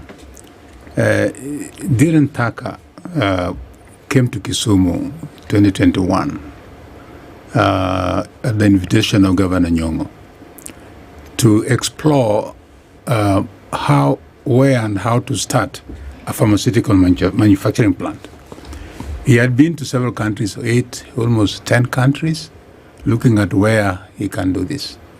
And he ended up with Rwanda and Kenya competing for this very innovative project. He had many reasons he will explain. And eventually, he decided to come to Kisumu for many reasons. When he met Governor Nyong'o told him, I have one bullet that I must use while I'm still here to bring some major success to this region. And we all, looked at him and said, well, this bullet needs to be used. And he Dhiren looked at Kisumu. He went to Rwanda, came back to Kisumu, and he looked at the region, the situation of Kisumu at the lake, with access to many countries in the region. He looked at all other possibilities that comes with a supportive government and the county government. And then he met some good professionals. He met Dr. Professor Rogo, Dr. Rai, Dr. Ganda, and myself and others. And he was convinced that he can do business with these people. In fact, the story that goes that in Africa, it's always difficult to do any business because you find people always asking for what is in it for me. We have not asked Dhiren what is in it for us.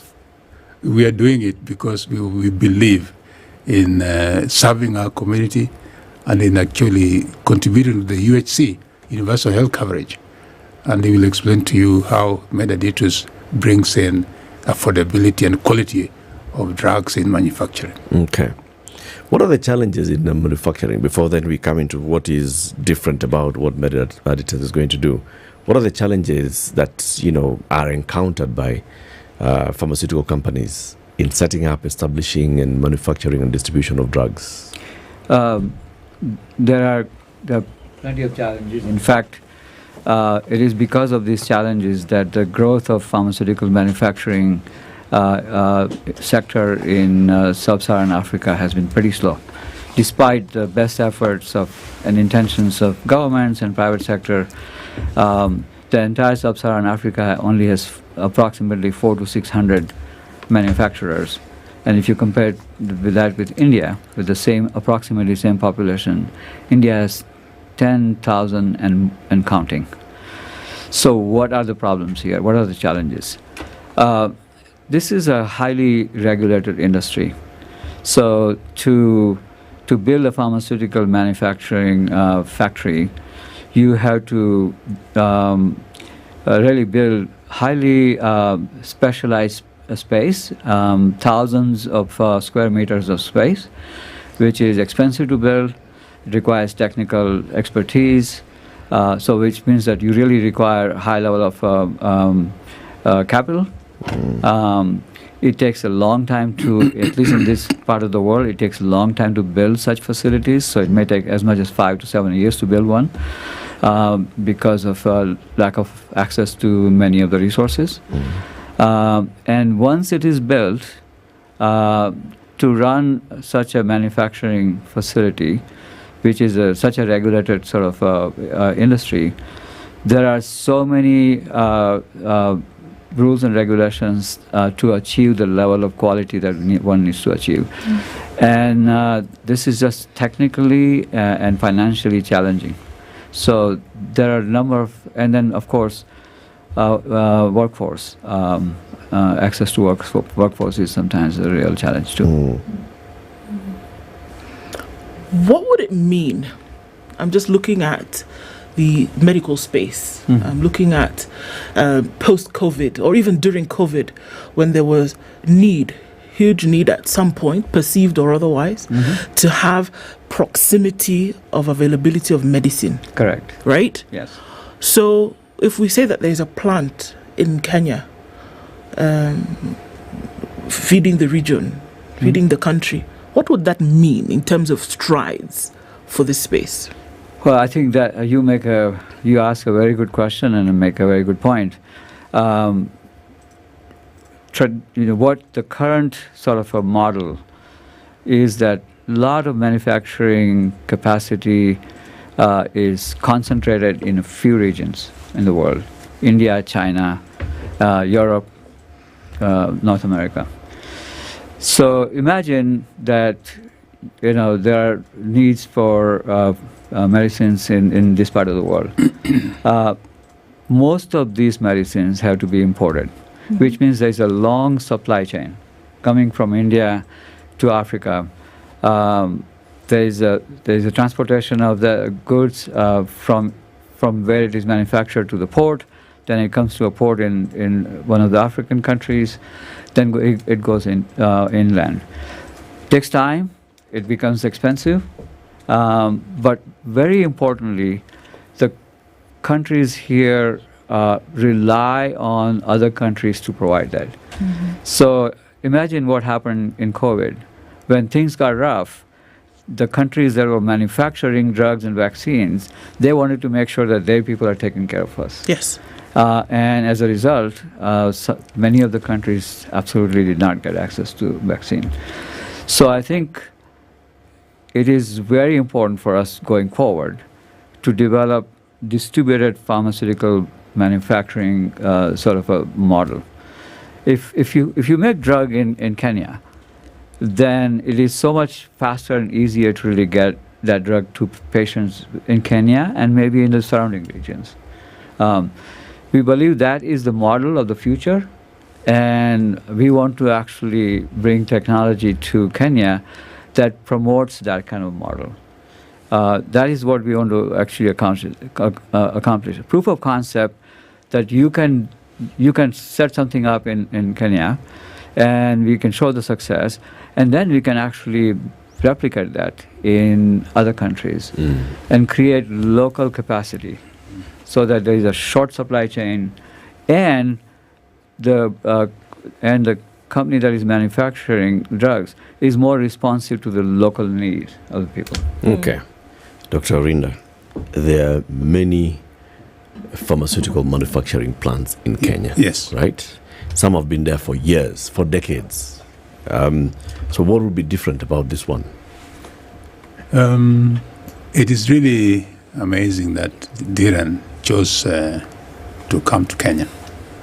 the technology that is bringing it is the first time it's being introduced in Africa. It's technology that is already being used in Europe and the USA, and in fact, we will tell you more about it, that it is continuous modular manufacturing, as opposed to the batch manufacturing processes that are there. Okay, explain that. The quality assurance that is there is by tablet. It's not by batch. I'd like Dhiren to expand on this because he is the expert. And he has brought this technology to us and we are very excited. So we are not really bringing something that is already being used in Kenya. It's not. This is the first time. This is the first time that this is being done in Kenya. And in Africa.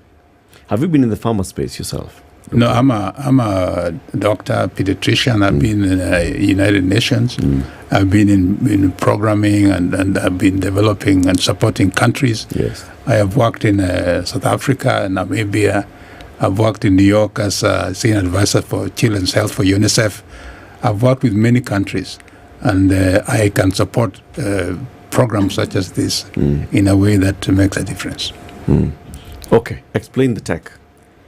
Yeah, so this is a, and I'm not. This is not a hyperbole. This is a transformative technology, and let me explain what this does. The entire manufacturing production line can be placed in a 100 square meter room. 100 square meter room. Compare that to the way we have been manufacturing pharmaceuticals for the last 30-40 years. Actually, you need to build a fairly complex, several rooms, several unit operations. You need something of the order of 4,000 to 5,000 square meter compared to 100 square meter. So obviously you can just imagine how much easier it is to build a space for this continuous manufacturing. Very compact, very small footprint. So that is one big advantage. The second very important difference between the traditional approach and continuous manufacturing is that in continuous manufacturing process, you feed the ingredients. It's sort of a vertically configured machinery. You feed the ingredients at the top. The ingredients get metered in accurately. They go into a high efficiency mixer, and from there they go into the tablet press. So from the start of the process to the time tablets come out, 3 to 5 minutes. Okay? 3 to 5 minutes. Yeah, tablet starts coming out after you start the process. Compared to how long? Compared to batch manufacturing, where from the time you start the process to the time the tablets come out, is anywhere from 2 to 4 weeks. So now you can see. What's the size of a batch? Yeah. So, that's a good question. In a batch manufacturing, you have to predetermine that do I want to make 500 kilo batch, which means do I want to make 50 million tablets, or do I want to make 500 million tablets? So they have to first decide that, and then in fact the machineries that you use really kind of confines you to certain batch size. Okay? In continuous manufacturing, the batch size is how long you run the machine. If you run for a week, you get, let's say, 50 million tablets. You run for a month, you get 200 million tablets. So it is a very flexible, agile sort of approach to producing drugs. Okay. What spectrum of drugs are we talking about that could essentially be produced? Or you're just going to say, let's do everything, antibiotics, painkillers. I mean, I'm probably making it really rudimentary, but just trying to understand here that because it exists, one would imagine, all right, well, we've got a plant, any kind of medicine that would be needed, especially if you take a look at the disease burden in Kenya, across board, what it could be, whether you're treating cancers, whether you're treating your non-communicable, whatever it is, would you then say and look at the region and say, these are the kinds of drugs we would produce based on the disease burden? Or would you take into consideration what the region might need and say, we can also produce for the region? How would you decide then what you would produce? Yeah. If I could just start with the technology. This technology allows us to make various different products.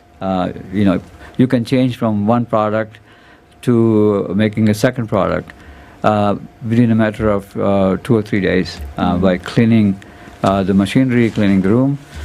Again, I just want to go back to the batch. For batch process, if you want to go from one product to the second product, it'll take you anywhere from 2 weeks to 4 weeks to go from to transfer the machinery from one product to other one, because you have to absolutely clean everything, so there is no contamination in a new product from the old product. So this is again a very agile system. So we can make any number of products that we plan to make.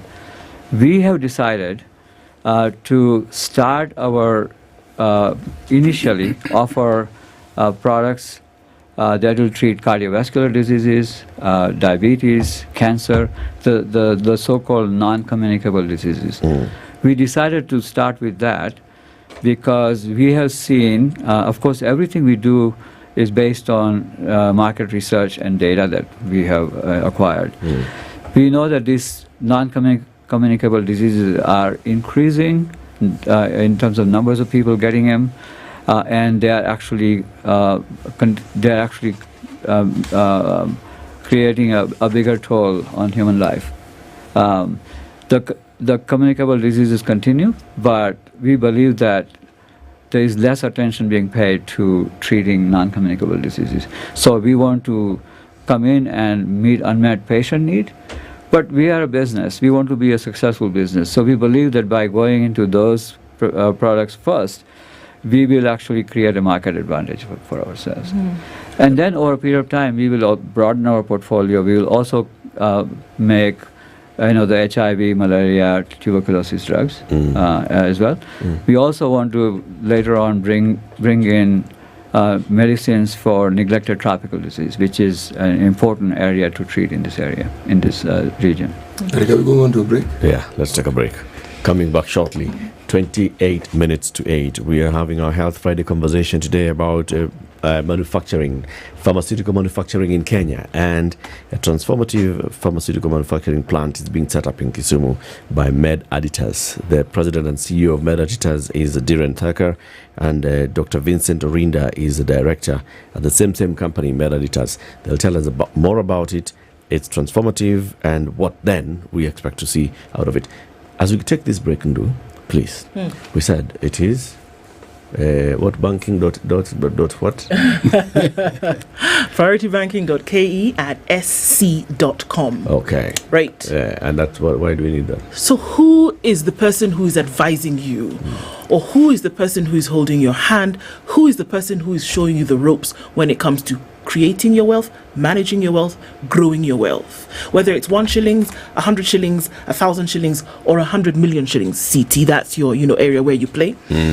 It depends on the decision you make today. So when you ask the question, who is the one who's helping you? How about you go to the one who gets it, who's been there for a very long time, who operates around the world, and that's Standard Chartered. And they've been able to say, look, with priority banking, we can get you to that place where you didn't know what was going on, you didn't know where to go, till now you're making decisions bit by bit with us holding your hand, and you get to the place where you can take control of your future. So stop listening to that pal who is just buying plot car. Patapotea. No. This one, go to Standard Chartered. They're trained. Absolutely. And they're certified. Yes, they are. Very good. Keep it here for more conversations. Good morning. This is the Situation Room. The only way to start.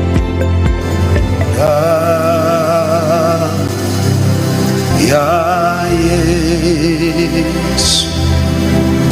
New Life Prayer Center and Church chini ya Pastor Evangelist Ezekiel inakutangazia ibada kubwa ya meza ya Bwana. Tunapokutana kwa mwili wa Yesu na damu ya Yesu, tunapeana chakula kwa yule mtu wa ndani. Baraka za kufunga mwaka 2024, kupokea nyota, uponyaji, unabii pamoja na kufunguliwa kabisa. Ibada hii itafanyika tarehe 4 hadi tarehe 15 mwezi wa 12 2024. Mahali ni Mavu Mavueni, Mombasa nchini Kenya. Watu wa dini zote, watu wa mataifa yote, mnakaribishwa. The weather with Spice FM. In Nairobi this morning, we will see highs of 24 and lows of 16. Highs of 24, highs of 25 and lows of 14. In a partly sunny Nakuru, it's sunny to an extent at 14. In Nyeri with highs of 24, while a foggy morning in Eldoret greets us at 13 degrees. We'll see highs of 24. Mostly cloudy at 26 in Mombasa with highs of 31, and we'll see highs of 31 as well in Malindi, where it's partly sunny at 27. 21 and sunny in Kisumu with highs of 27, and we'll see highs of 31. I beg your pardon, highs of 26 in a sunny Kakamega at 16. The rain continues in sheets in Kampala, 19 degrees, highs of 26 and lows of 18, while it is just partly sunny at 25 in Dar es Salaam, going to highs of 30 and lows of 24. It's a cloudy morning in Johannesburg, highs of 26 and lows of 15, while the sun is up and shining at 27 in Mogadishu. We'll see highs of 32 and lows of 25. Sunny at 12 in Addis Ababa, with highs of 23. It's clear at 26 in Lagos, highs of 32 and lows of 26, while cloudy at 23 in Kinshasa with highs of 30 and lows of 23. Spice FM, Malindi. All right, where are we now that we've stepped into traffic hour proper? A quick look at this, and there's traffic coming in on Kangunda Road today as you touch on Outer Ring. There's also quite a lot of it starting to feed in from the Eastern Bypass, touching on North Airport Road into the CBDs, where we'll see most of the traffic this morning. Uhuru Highway is busy, and, Survey on the Thika Superhighway is quite busy as well. But we're not seeing too much popping off coming in from Westlands. So there's a place to watch. Probably into traffic hour, we'll see more of that movement. In the meantime, get where you're going safe. Do talk to us on SpiceFM KE on X, hashtag The Situation Room. Mature, intelligent talk every morning. Spice up yourself.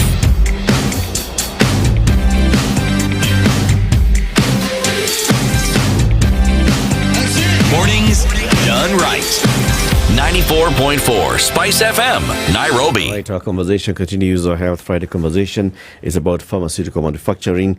Continuous manufacturing versus the old traditional manufacturing. It's faster, it's more agile, it requires less space, therefore less investment, and so on and so forth. That's what we're hearing from Dhiren Thakur, President and CEO of MedAdditus Pharmaceutical Kenya, and Dr. Vincent Orinda, Director at the same organization. CT, you had a question? I did. Please go. Everything that I've heard... let me proceed. Away. Yes. Everything I've heard so far simply says this.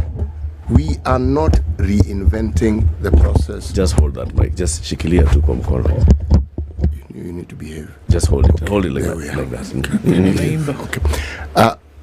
We are not reinventing the wheel as far as drugs are concerned. We are saying you will have drugs that cater for the medical needs you will have. What we're doing is we want to ensure that the process of getting the drug to you is efficient. There's a word that comes in, it's called economies of scale. We are going to produce it at a much faster rate, at a more efficient rate. And what that means is we'll be able to get these drugs in larger numbers to you. And because of these factors, it will be cheaper. So far, have I understood that to be correct? You are correct. Okay. How then does this factor when you are talking about, one, the process of ensuring that the patient actually benefits? Because there's the issue of cost here. We've mentioned it, but we haven't looked at it granularly to say, okay, this cost that you speak of, how exactly will it be? Then there's the matter of the universal health care processes that we have been talking about in this country. How exactly does that feature and how does that weave into this conversation? Let me start with you, Dr. Linda. Thank you very much for a good question. Universal health coverage basically means that all people have access to quality health services without financial hardship. That is the meaning of universal health coverage. And it's quality, access, and affordability. Cost. Affordable is very critical. And as you know, that this is very much in line with our Constitution, Article number 43, which says that every person has a right to the highest attainable standard of health, which includes the right to health care. Now, these rights have been more or less disadvantaged because of the high cost of health care in general. And amongst these are drugs and medicines, the issues of diagnostics, and of course other issues that come into health care costs. Now, if you can reduce the cost of drugs, and Darren will tell you that this process actually reduces cost of drug by up to 50%. Yes. Okay. That is highly significant. Not only that, it also, Darren's technology also increases the volume of drugs manufacturing in a small space. In fact, one unit can produce up to 2 to 3 billion tablets a year. We're talking big scale stuff. So we're talking about production per square meter. Yes. Let's see. We're talking big volumes, we're talking big quality, we're talking affordability. So if you're looking at universal health coverage, which has got basic elements of population coverage, of service package, and financial sustainability, financial affordability. Those things are fitting very well in this project, and Darren can explain a little more on some of these areas. I just want to touch on something, Dr. Rinda. I mean, it's phenomenal just to imagine what could actually happen. And I think about, just as an example, antibiotics that you would give a child for 10 days or 14 days, 7 days, whatever the case may be. And if you look at the very basic in Kenya today for a bacterial infection, for example, a child at the age of 8 years old is going to take that for 7 days, 10 days.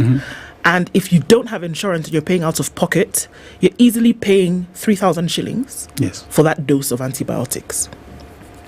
So what we are saying now, essentially, is that more or less, you'll be able to pay 1,500 shillings for the same thing, similar if not more in terms of potency and effectiveness and efficacy at that price, right?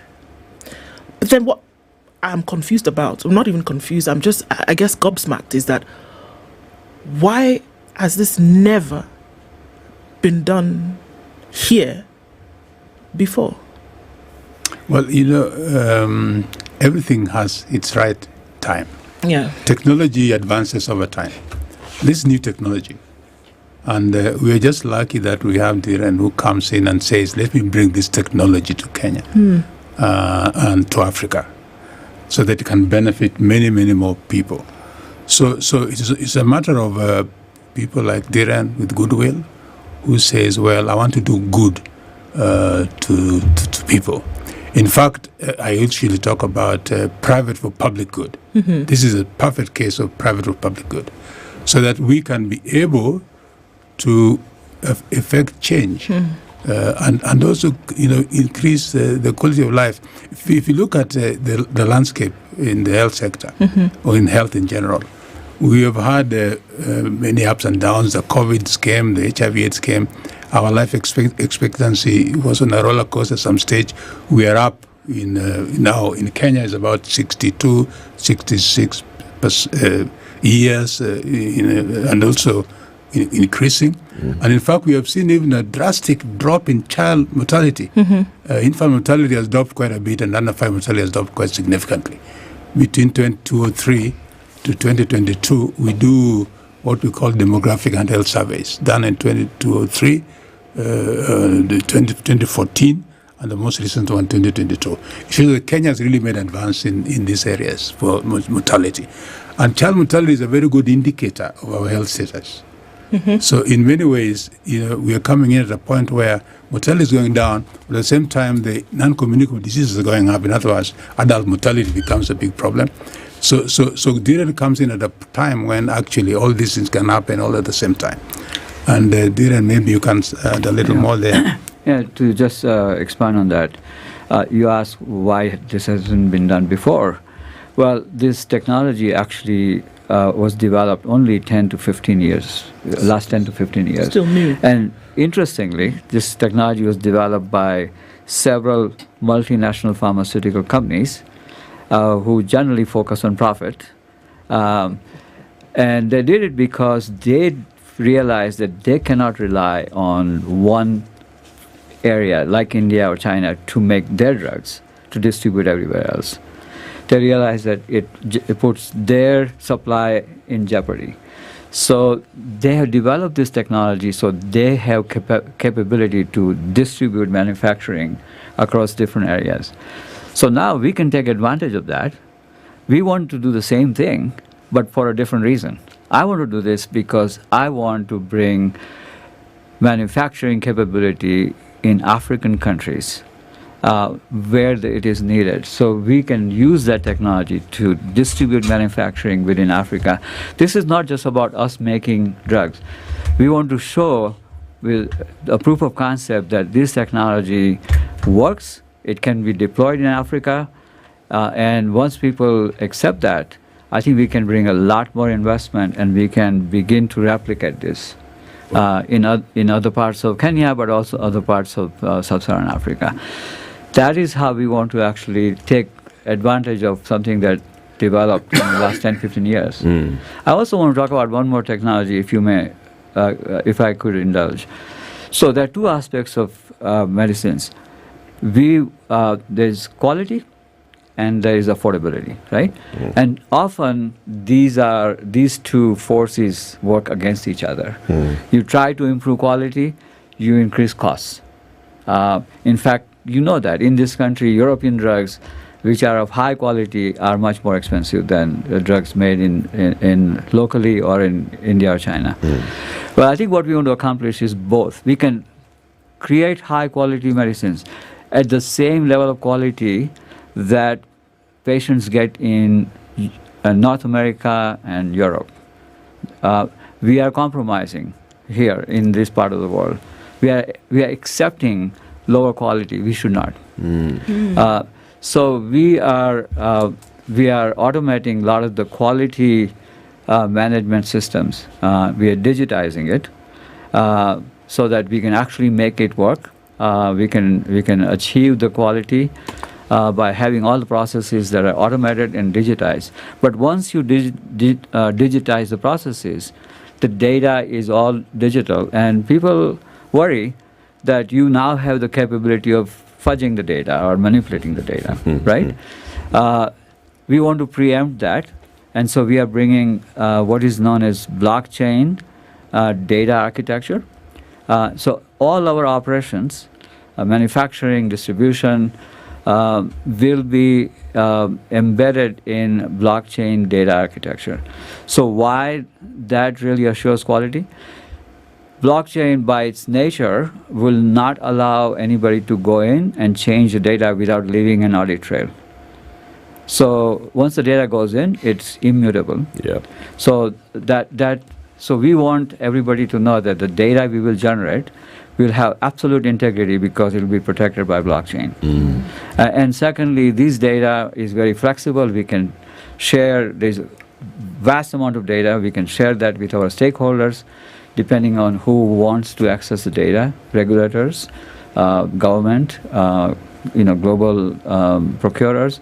We can actually segment this data and make them available to this, so that we become a very transparent sort of company in producing quality.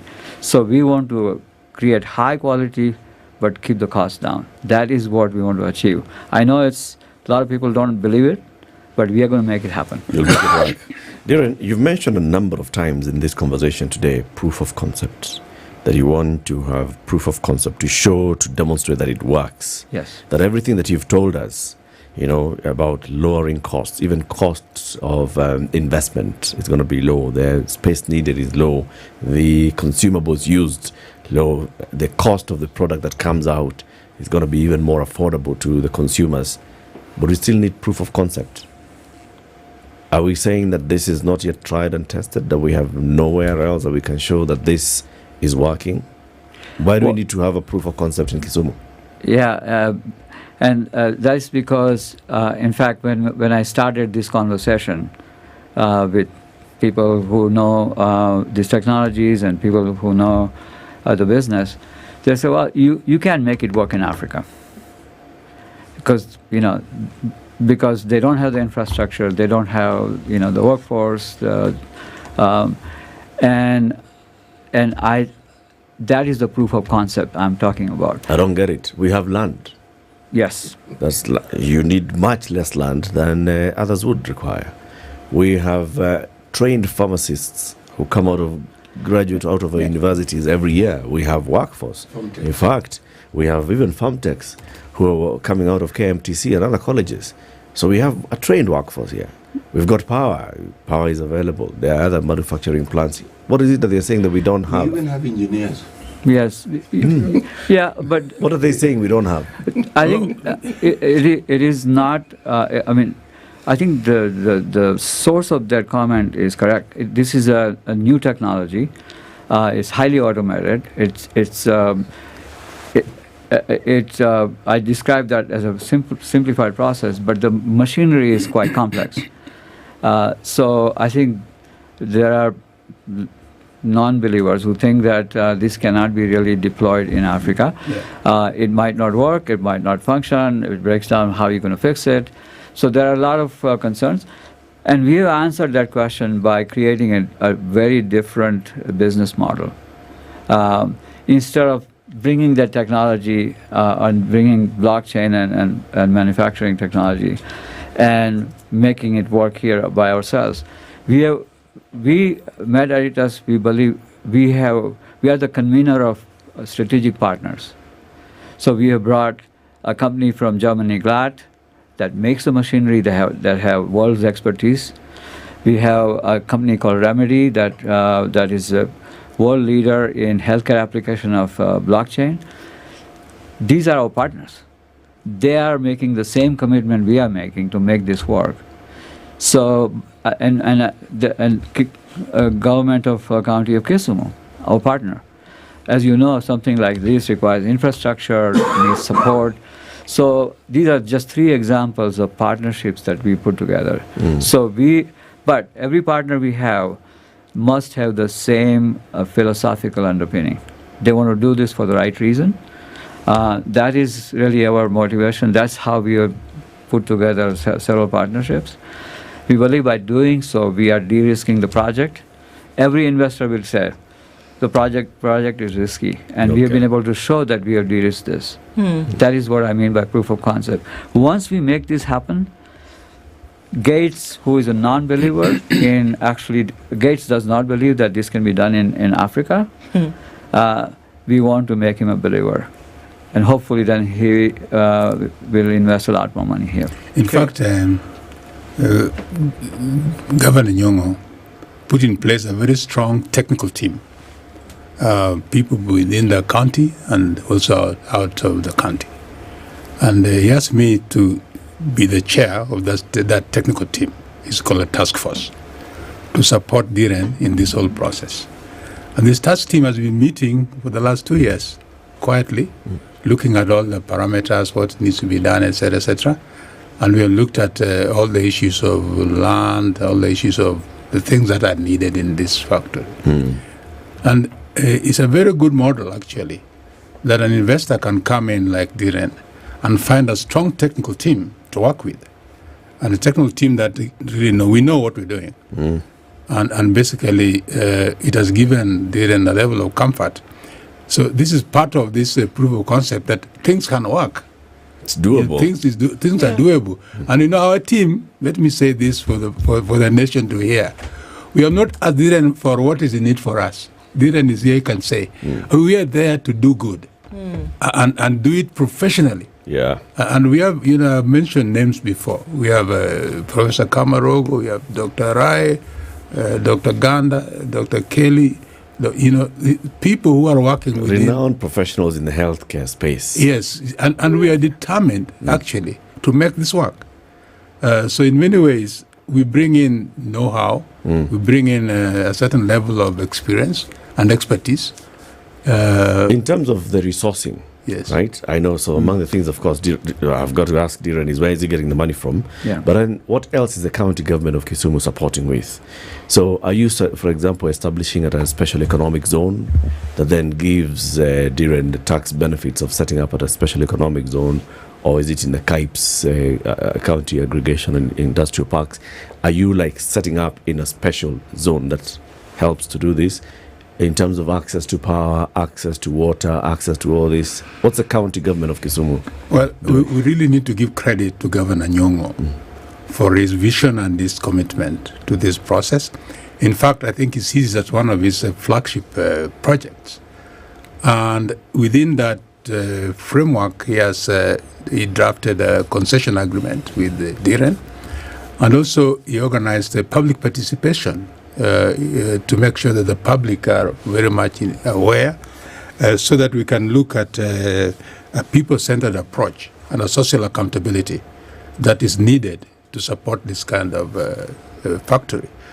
And when we had public participation 2 weeks ago, it was very evident that the public were very supportive, and they were asked a few questions, including waste and environmental impact. And they were assured by Dhiren that given the technology and the small footprint that this comes with, that the impact on the environment will not be as bad as people think.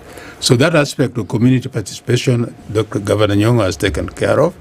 And then the aspect of services to a special economic zone, which includes roads, electricity, water, waste management. Those are issues which are being addressed. And our technical team are actually looking at that because we have people expert in those areas. And the special economic zone, of course, is now the next step. And we are hoping that SHA, Special Economic Zone Authority, can grant us a special economic zone status, even as we are going forward. And we know that will happen because we have a ready investor, we have a good technology, we have a good hope, and it is fitting within the UHC approach in this country. And I want to say that it's coming even when we are changing from NHIF to SHA. People are talking about this. Taifa. It's now called Taifa. Yeah, Taifa. And let me tell you, this we have been engaged in health sector development in a very big way. And the dialogue that is happening today in Kenya with the Taifa Health is very important, because if we look at NHIF before, the benefits were not that much. They were very little. I mean, you look at what, and we have opportunity to do a lot more.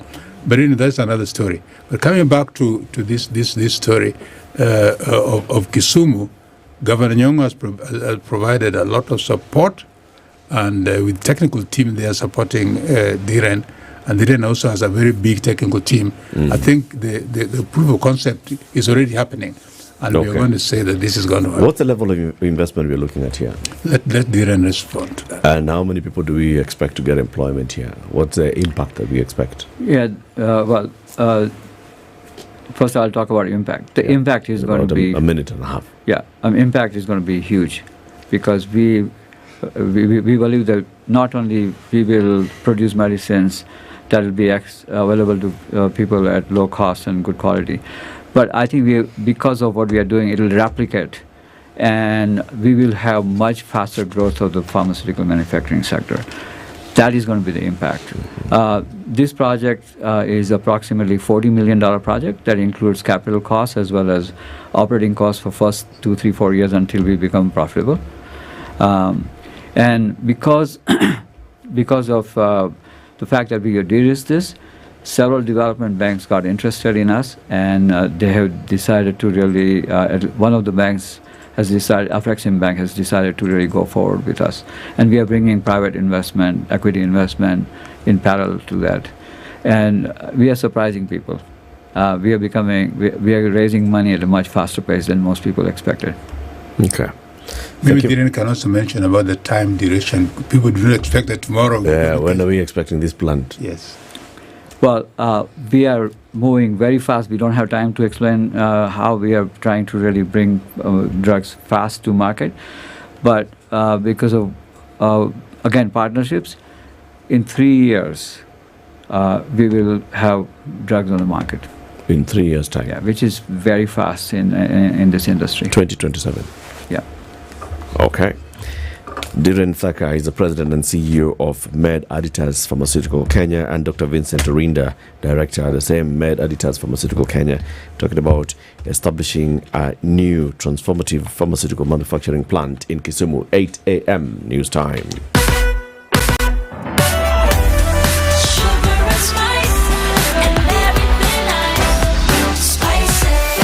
Spice up your life.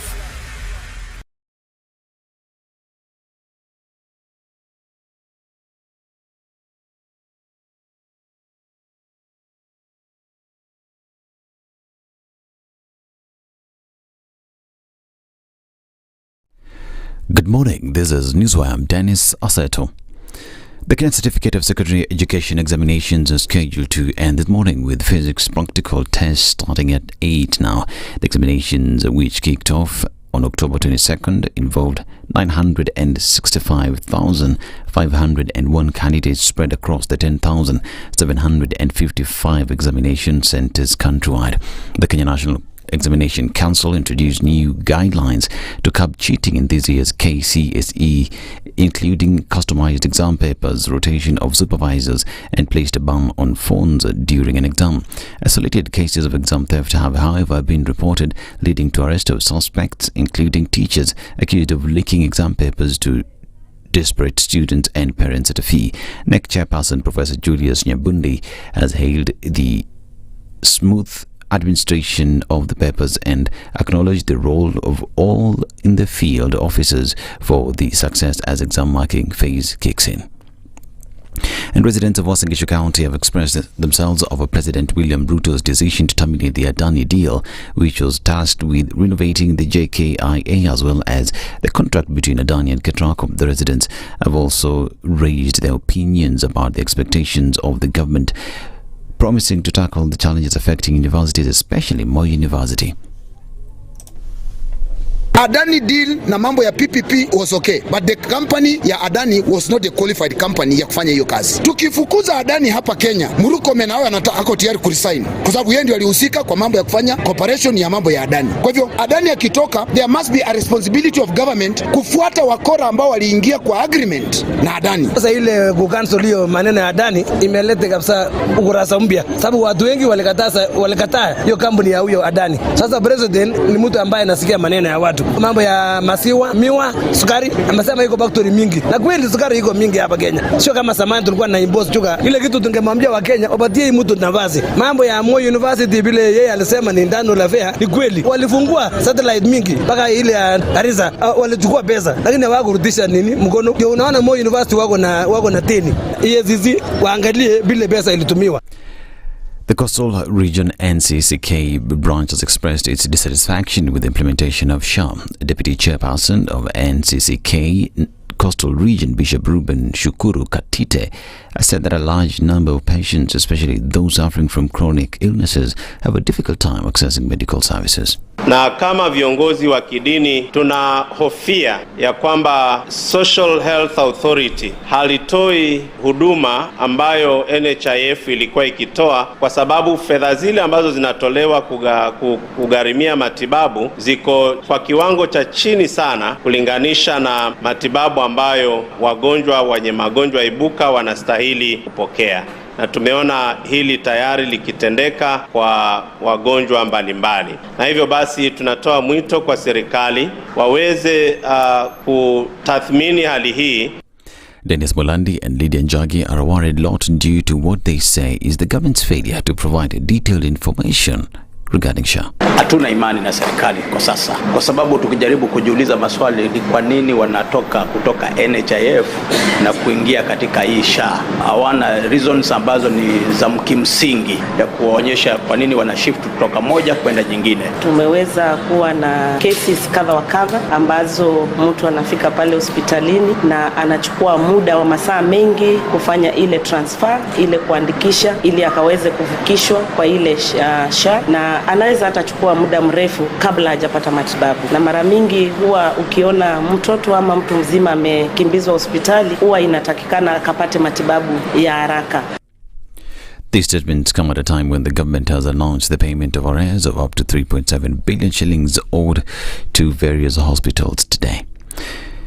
The Law Society of Kenya has raised concerns over an apparent failure to obtain consent in polio vaccination campaigns, urging immediate corrective measures to ensure compliance with legal and ethical standards. This follows parental concerns over the safety of polio vaccines issued by the Ministry of Health, with reports of side effects such as rash, fever, irritability, vomiting, fatigue, diarrhea, headaches and muscle pain. LSK President Faith Odhiambo observed that many parents and guardians seemed unaware of the purpose of these vaccination campaigns, questioning the necessity of additional doses for already vaccinated children. This is Newswire. Dennis Asseto, good morning.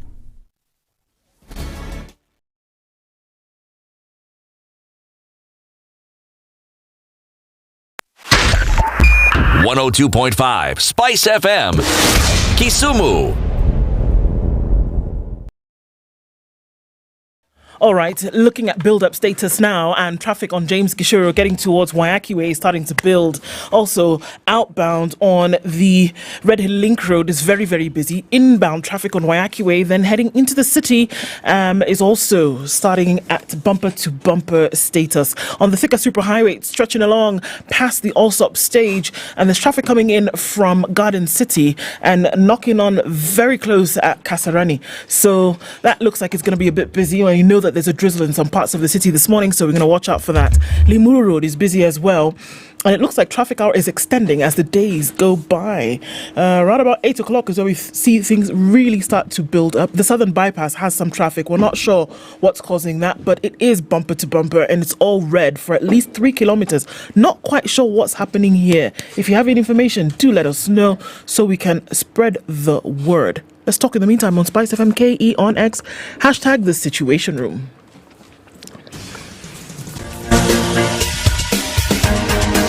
This is The Situation Room, the home of hard-hitting political commentary and penetrating insights about the state of the nation. This is a talk radio experience like no other. The Situation Room, a place for hard truths, debates, and elevated conversations. The Situation Room, witty, political, engaging, deep, controversial. In the room, we have C.T. Muga, researcher, academic, seasoned political observer, a fountain of wisdom in these politically uncertain times. Ndu Okoh, Nigerian by birth, Kenyan by choice, communications expert, Pan-Africanist, a truth seeker and believer in people power, and Eric Latiff, agent provocateur, the man in the chair, seasoned journalist, news hound, a man who believes in punching up, not down.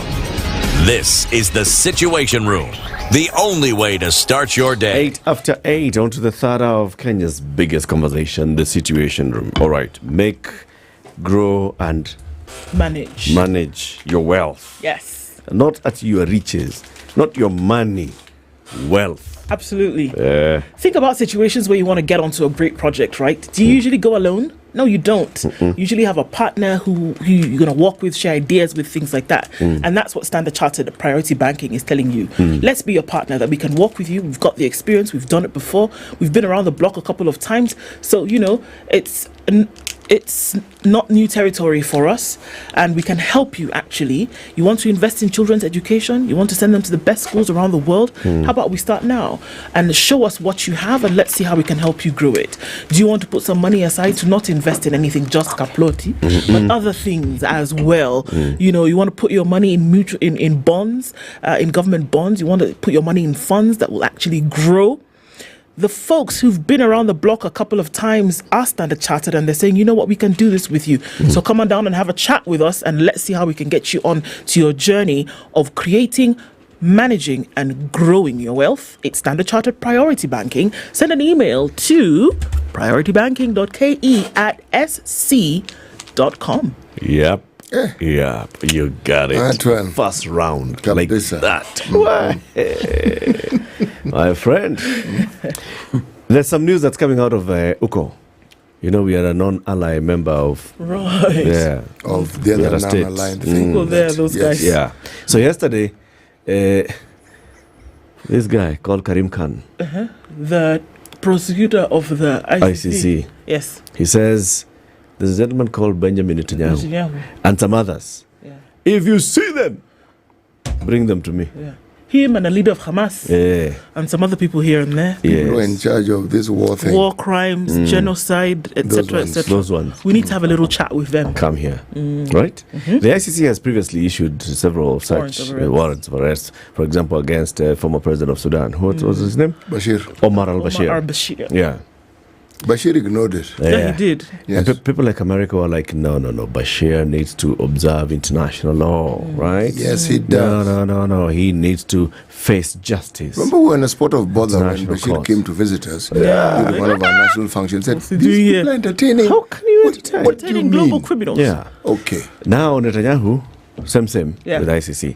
Statement from President Joe Biden on the warrants issued by the International Criminal Court. The ICC issuance of arrest warrants against Israeli leaders is outrageous. Okay. Let me be clear once again, says Biden. Whatever the ICC might imply, there is no equivalence, none, between Israel and Hamas. We will always stand with Israel against threats to its security. End of statement. Drops mic. As I say, tafakari hayo. Yeah. Tafakari hayo. And the implication of it. Our Justice Thursday conversation becomes a Friday conversation, and we are happy to welcome the Honorable Lady Justice Patricia Nyaundi back in the court. This is our court. She is a judge at the High Court, and she's here. Good morning, Judge. Morning. How are you? Very good. How are you? Karibu sana. Asante. To the dock of the Situation Room. Tajitetea nikiwa upande huu. Tajitetea ukiwa hapo. You're here so we can talk about upholding human rights. Okay? In fact, the other day we were just talking about a very, very beautiful chapter that we have in the Constitution that is, praised the world over as the one that talks about human rights. You, Patricia Nyaundi, were very vocal on making sure that we have such a thing in our Constitution. Now you're on the other side to implement and to make sure that everybody follows. You're in the dock. City, please welcome the judge with the day's proverb. That I will. This is our final proverb from the Republic of Burundi. An interesting proverb, this one. Simple, straightforward, not that difficult to understand. Two skinny and weak dogs cannot fail to overcome a fierce animal. TWO. TWO, not TOO. Not TOO. No, not TOO. Okay. TW. And not T and not TU. Not TU. No. It is TWO. Two skinny and weak dogs. The adjectives skinny and weak cannot fail to overcome a fierce animal. Malindi, what's your interpretation of this proverb? If we take it within the scope of human rights, that's just to say that this is what human rights does. It takes care of the vulnerable, and that because these two TWO dogs have their rights and their rights are protected, they can safeguard their rights against any beast that threatens them, because it's the human rights that elevates them, that protects them, that tames that beast that would seek to deprive them of their rights. So I think that proverb captures human rights when they are translated into reality, when you remove them from the black and white paper and have them have effect in people's lives. So the oppressed ought to come together. I beg your pardon? The oppressed need to come together. The oppressed have a weapon in their hands, which is rights. And what we will be doing as courts is to ensure that you are able to enjoy your rights. Your enjoyment of your rights is not determined by either your privilege or disadvantage in life. Courts are there to ensure that anybody who approaches seeking protection of their rights will be guaranteed that. Justice Nyaundi, you've been in the trenches, fighting, championing, human rights in this country. from the other side. Now you are on the side where you are in the court and you want to make sure that all these rights are upheld. Is your perspective the same? That, when you are out there and you are seeing there's so many rights that are being trampled, there's so many people who are suffering injustices and they feel like they don't have a way out. There is a law, but maybe the law is weak, or the implementation of that and oversight of that law is weak, and enforcement is weak, and the judiciary probably just takes too long to ensure that their rights are safeguarded. Do you share the same? Do you feel the same now that you're a judge? I must be honest, first of all, that one of the things I appreciate about my new role is that you now have the pen in your hands. So it's a very different situation when you're outside and, as they say, clamoring. And then when you're on this side with a pen in your hands, very different. I think the issue that you have raised is at the heart of the crisis that we have in the country, the backlog, how long it takes for matters to be determined. I mean, if you come and you say, I feel my rights were violated, as was the case of the woman who had to deliver her baby in Western Kenya on the floor, and she has been in the courts, I believe, now for more than 5 years after a pronouncement by the High Court and an affirmation of that decision by the Court of Appeal. So that journey has taken that long. Simply because I think someone has said no one gifts you your rights. No one is, especially those who wake up every day saying, how can I limit? How can I expand my influence, my force? And the way that I do that is by constraining other people's space.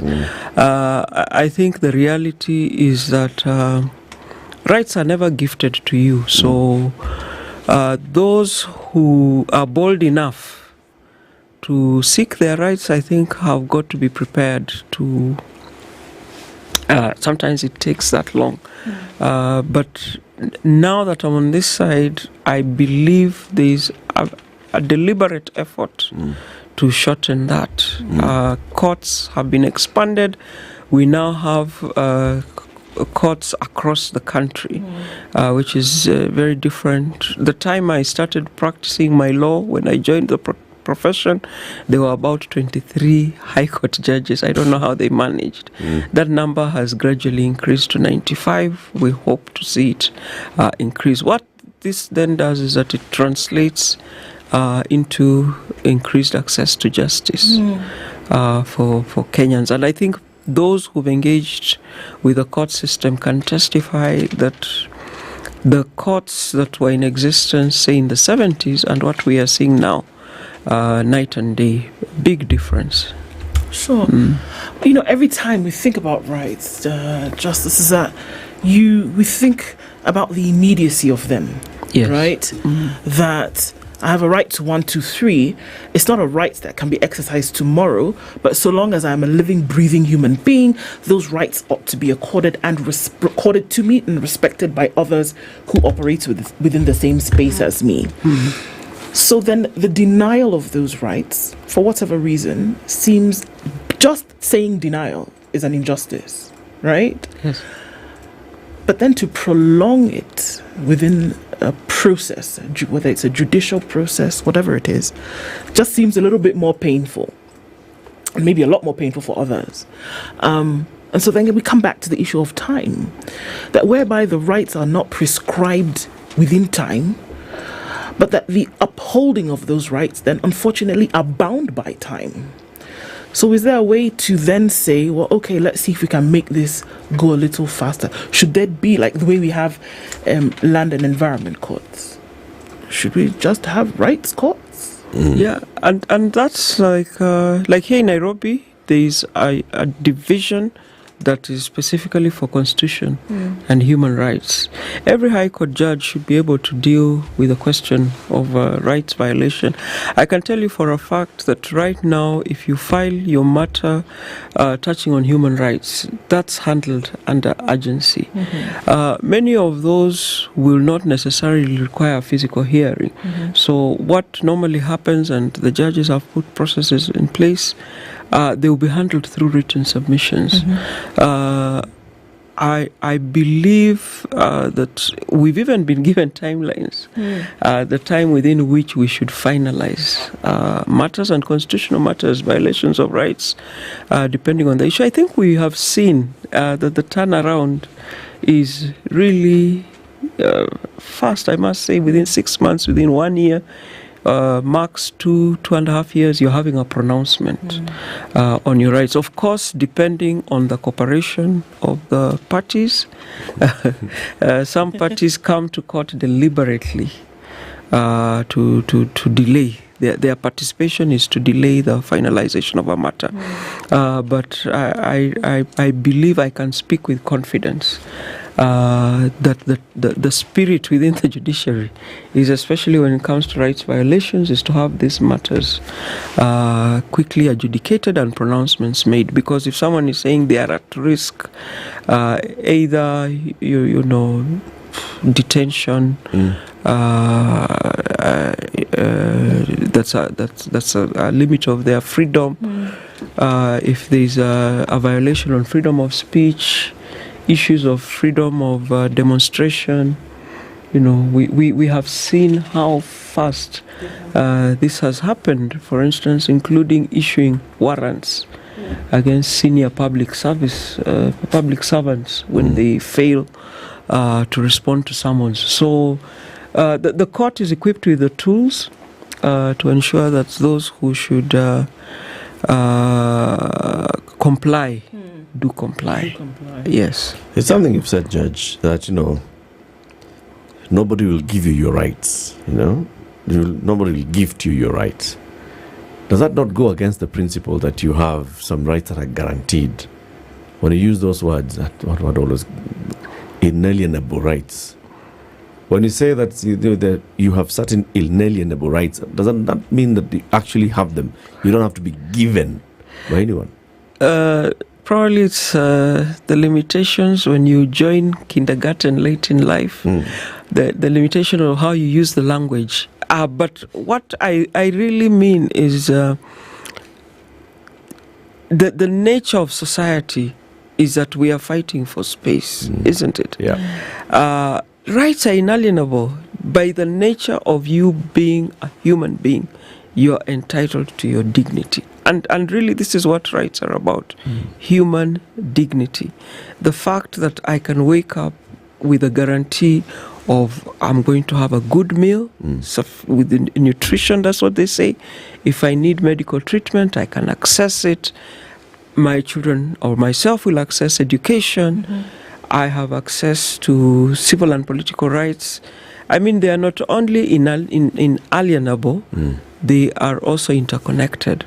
So you cannot say we will give you your right to food, but not your right to free speech or your right to education.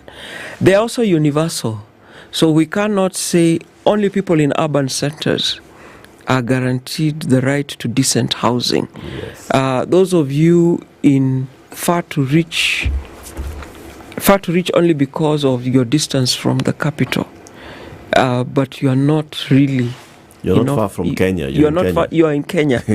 You will have all your rights. So your distance from the capital should not determine the rights that you'll enjoy. Allow me just to say, it's for this reason. I mean, we feel strongly that there is a need for Kenyans to fully appreciate what their fundamental rights are and what the role of the High Court is in ensuring that they enjoy those rights. Because it's one thing to know I have rights.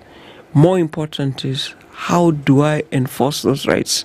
There are people, we are aware, who just have normalized suffering. That's what's happened in Kenya. That people have now normalized. I can't go to hospital. I can't access a public office. And that has been normalized. That's people's existence.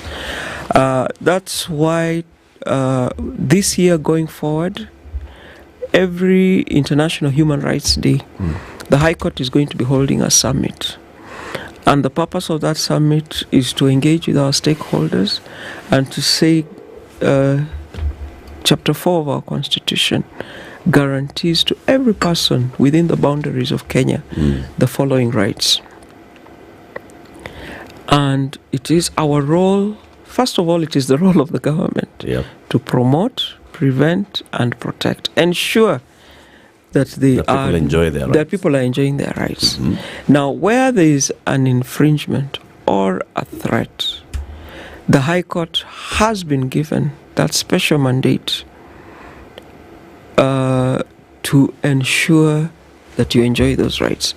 And the purpose of this summit, the purpose of this dialogue will always be to say to people, these are the decisions over the years that the High Courts have pronounced on your rights, the scope, and the beauty of rights is that they are not static. A few years ago, the way we understood political rights is different from the way we understand it now. Spaces have been opened. There is increased participation for women, increased participation for persons with disability, increased participation for special interest groups. Sometimes back, nominations were opaque. That space, through the intervention, the interpretation by the High Court in exercise of this jurisdiction, has expanded it. And now, just to give an example, political party lists, there is now a pronouncement on that. There is now a pronouncement on the participation of the youth, the participation of the women.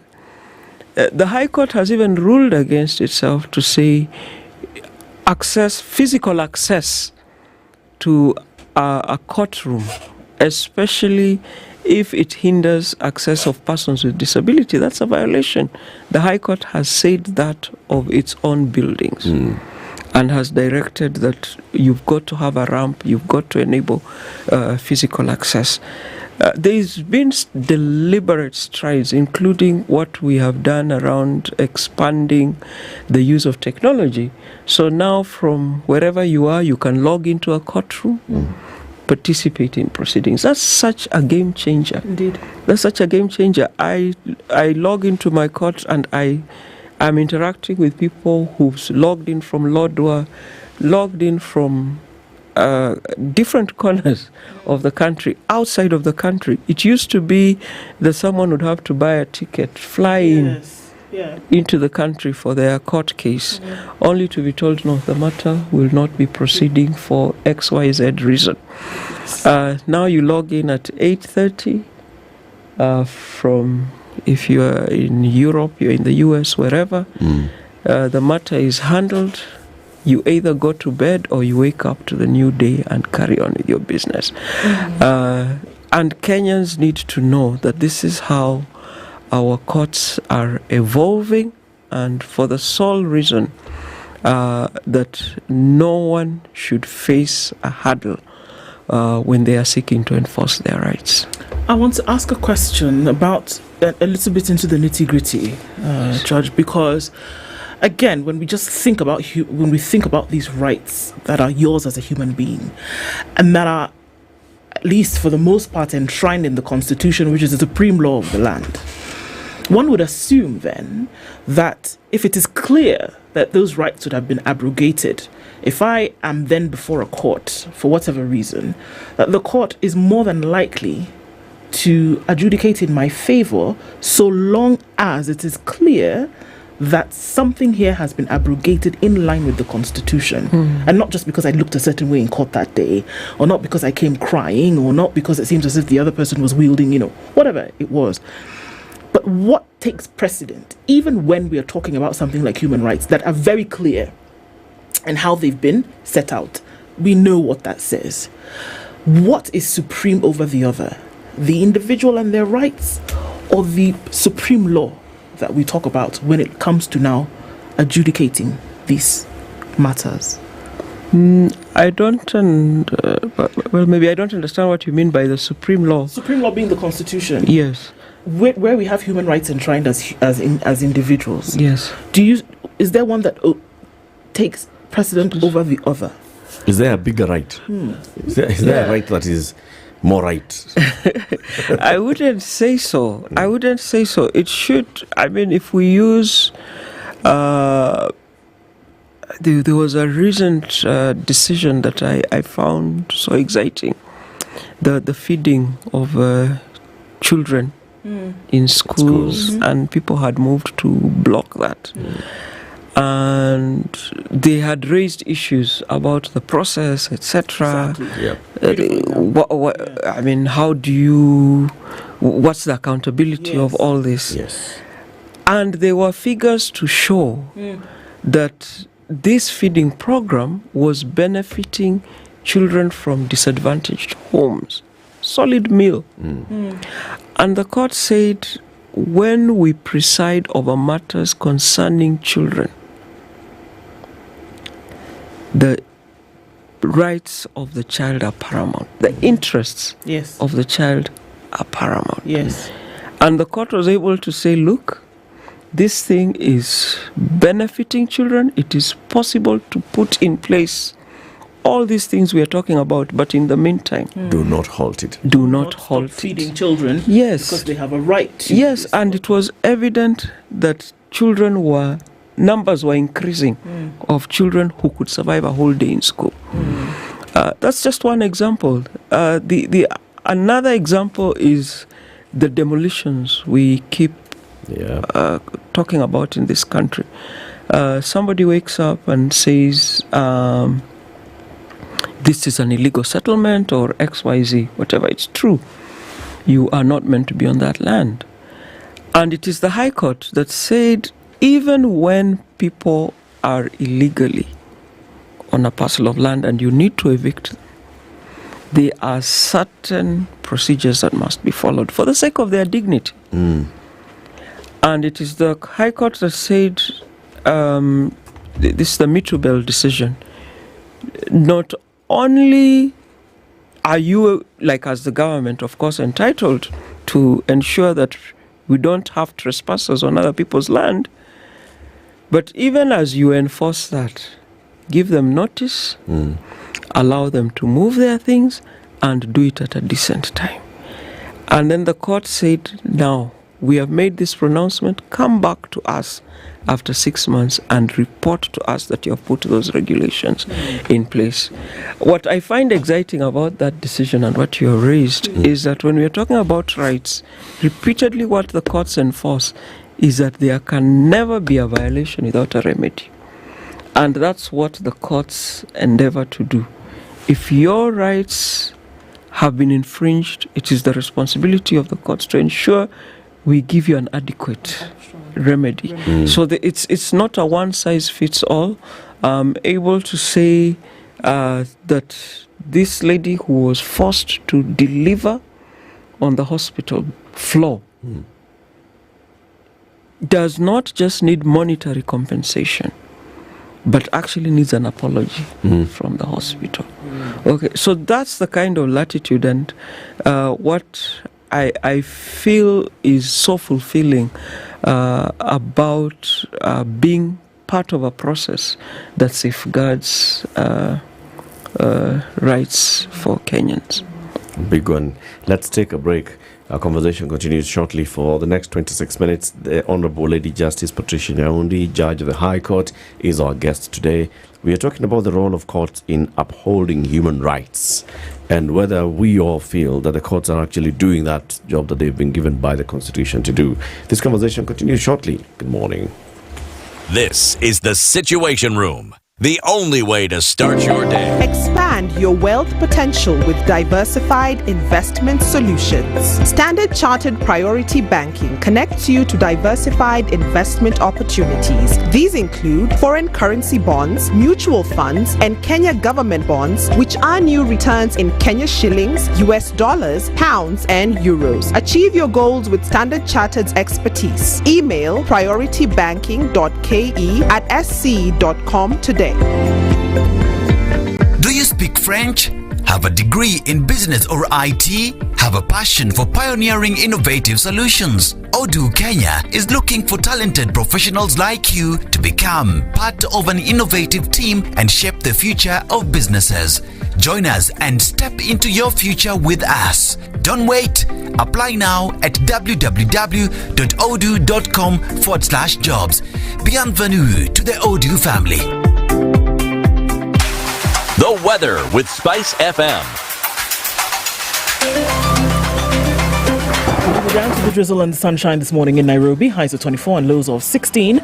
Currently 18 degrees. Let's see what the morning has in store. It's 17 and sunny in Nakuru. Highs of 25. Sunny conditions as well in Nyeri at 16 with highs of 24. 17 and sunny in Eldoret. Highs of 25. And we'll see highs of 32 in a rainy Mombasa now, with heavy rain through at 27. It's 28 and sunny in Malindi with highs of 32 and sunny conditions at 22 in Kisumu with highs of 28. It's 19 and sunny in Kakamega with highs of 26 and light rain now after the heavy morning downpour in Kampala with highs of 26 and lows of 18. It's mostly sunny at 27 in Dar es Salaam with highs of 31 and into a cloudy Johannesburg at 20. We'll see highs of 26. Looking into highs of 32 in a mostly sunny Mogadishu at 30, and it's 15 and sunny in Addis Ababa with highs of 23. It's clear at 26 in Lagos with highs of 32 and cloudy at 24 in Kinshasa, going to highs of 30 and lows of 23.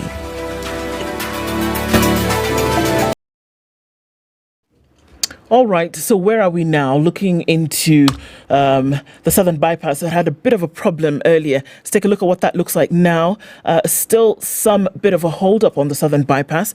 Still not sure as to what is causing that, but we're going to keep an eye on all of this and see how we progress. Just in case, give us a shout. Let us know what you might see around there. There's also traffic on the Thika Superhighway, and that's just at Survey heading out towards Pangani, and also on Kangunda Road as you touch on Outer Ring, some traffic here and there. We're still in traffic hour. Let's see what happens coming off the Eastern Bypass. A little bit of that as you get towards North Airport Road and round the Embakasi Loop. Talk to us on SpiceFM KE on X, hashtag the Situation Room. Mature, intelligent talk every morning. Spice up yourself.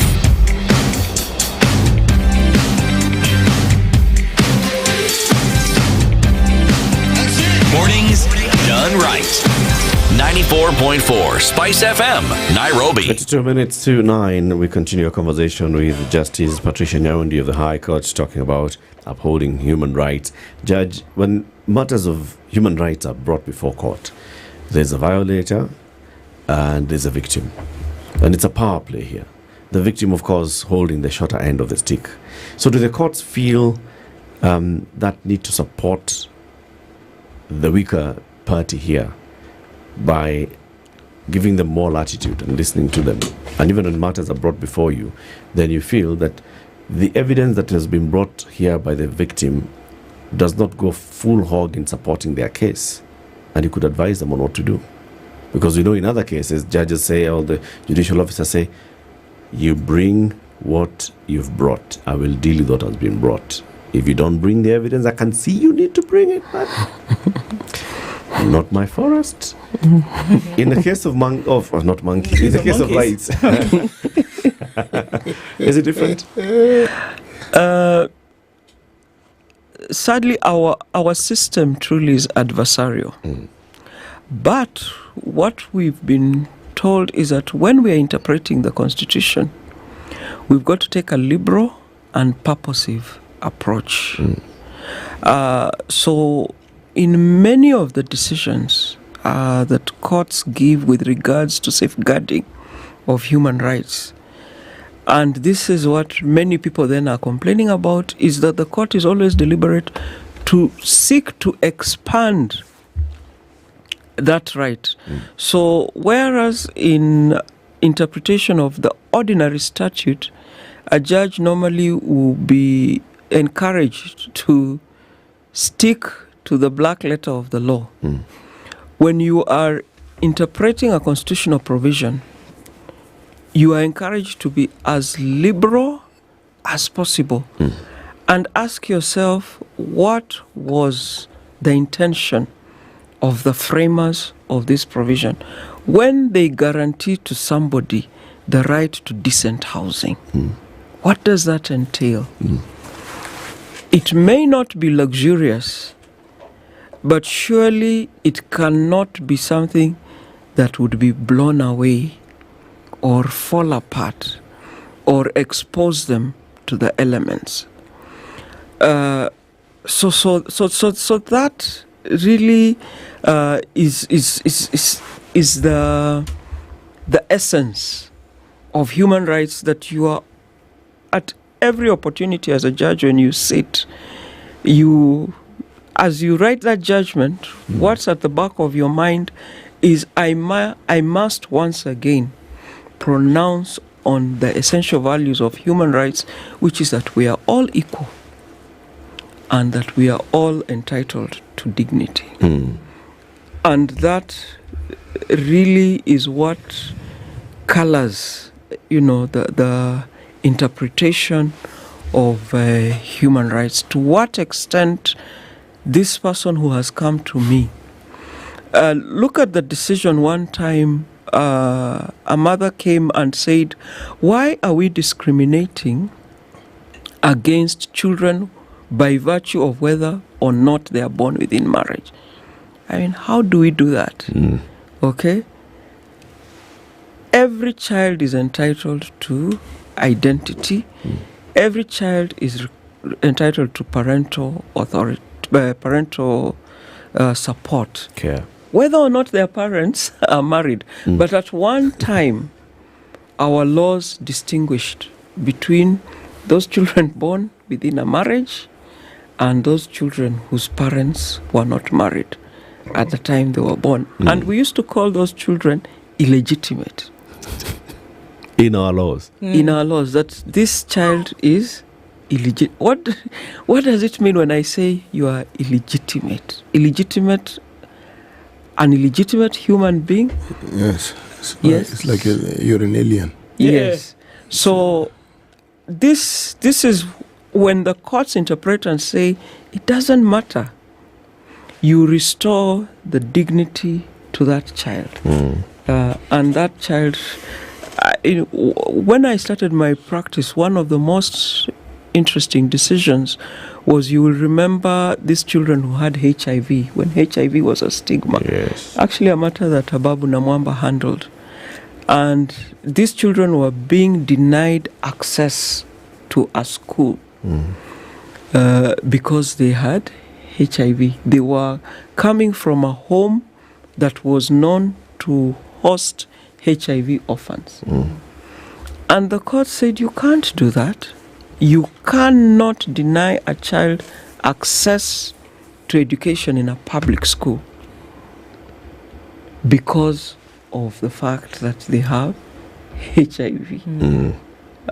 So powerful, life-transforming pronouncements like those that remind us the essence of Utu, the essence of why we are. And there have been numerous pronouncements as those. I think the tragedy of what we consume in public, media is what's negative, isn't it? So that's what we often don't see the positive. That's the positive, and that's why, as the High Court, we have deliberately said every year, 10th of August, we want to highlight what's positive. What's positive, and the fact that we have at the heart of our Constitution these pronouncements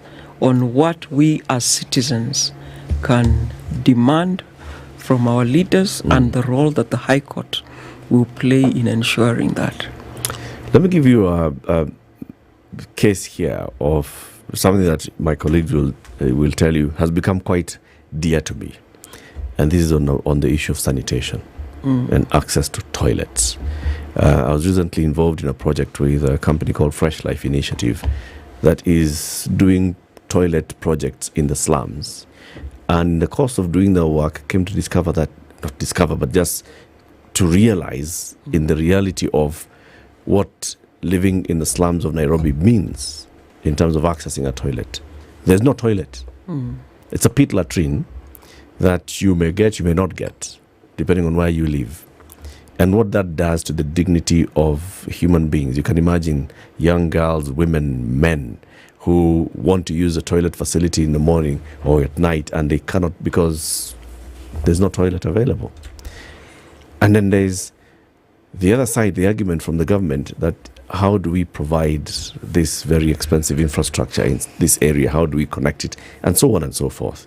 A case was brought before the court by Dr. Adrian Kamodo, lawyer. It wasn't about the slums, but it was about the same issue of sanitation. Access to toilet when you're traveling long distance, or whatever distance you're traveling. Do you have toilets by the roadside? And the court said the Minister for Transport ought to ensure that there are toilet facilities by the roadside for travelers.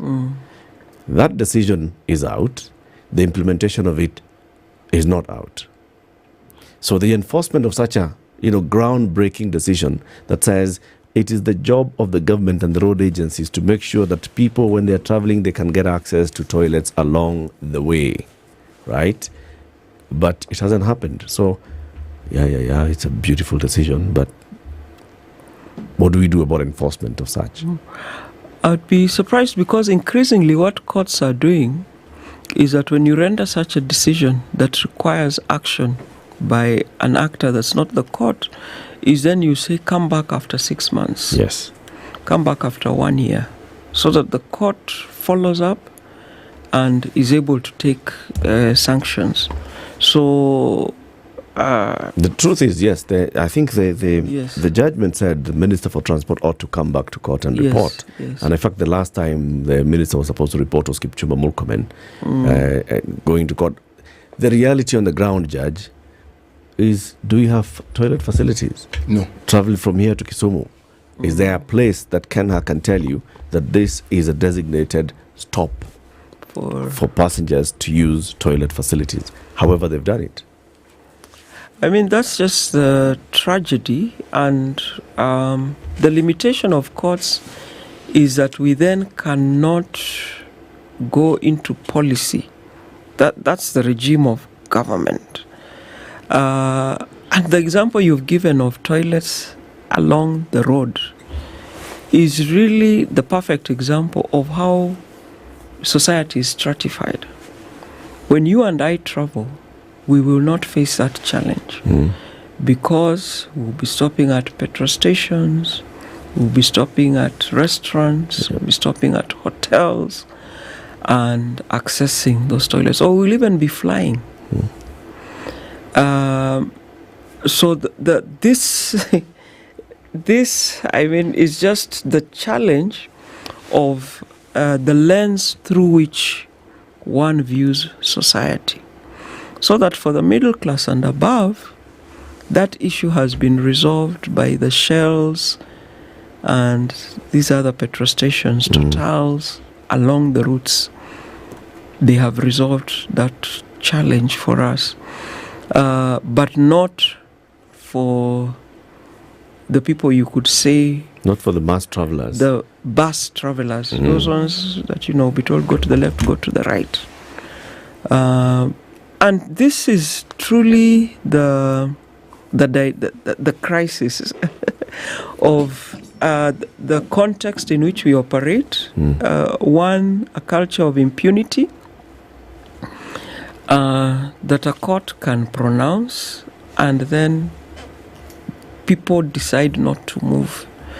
I think the one of the things we'll be emphasizing, especially to the other arms of government, is that you cannot support the the culture of impunity. Because, and history has proved this, is that when you're in a position of influence and you refuse to take action, your inaction is waiting for you further down the road. A story is told of a minister who the prison officers kept saying to him, you need to improve prison conditions. We need to increase the budget. He says, no, we're not sending people there for luxury. He said, just the mattress, food portions. He said, no, people don't go to prison for luxury. They're criminals. Until the day he found himself. And when he was welcomed the first night, he said, where's the mattress? Okay. He said, but Waziri, this is your policy. This is the directive you gave. When he had to have his first meal, he said, what's the quality of this food? This is not fit for human consumption. I said, but Waziri, you kept saying, you're not here for luxury. People are not here for luxury. And he had a dose of his own pronouncement.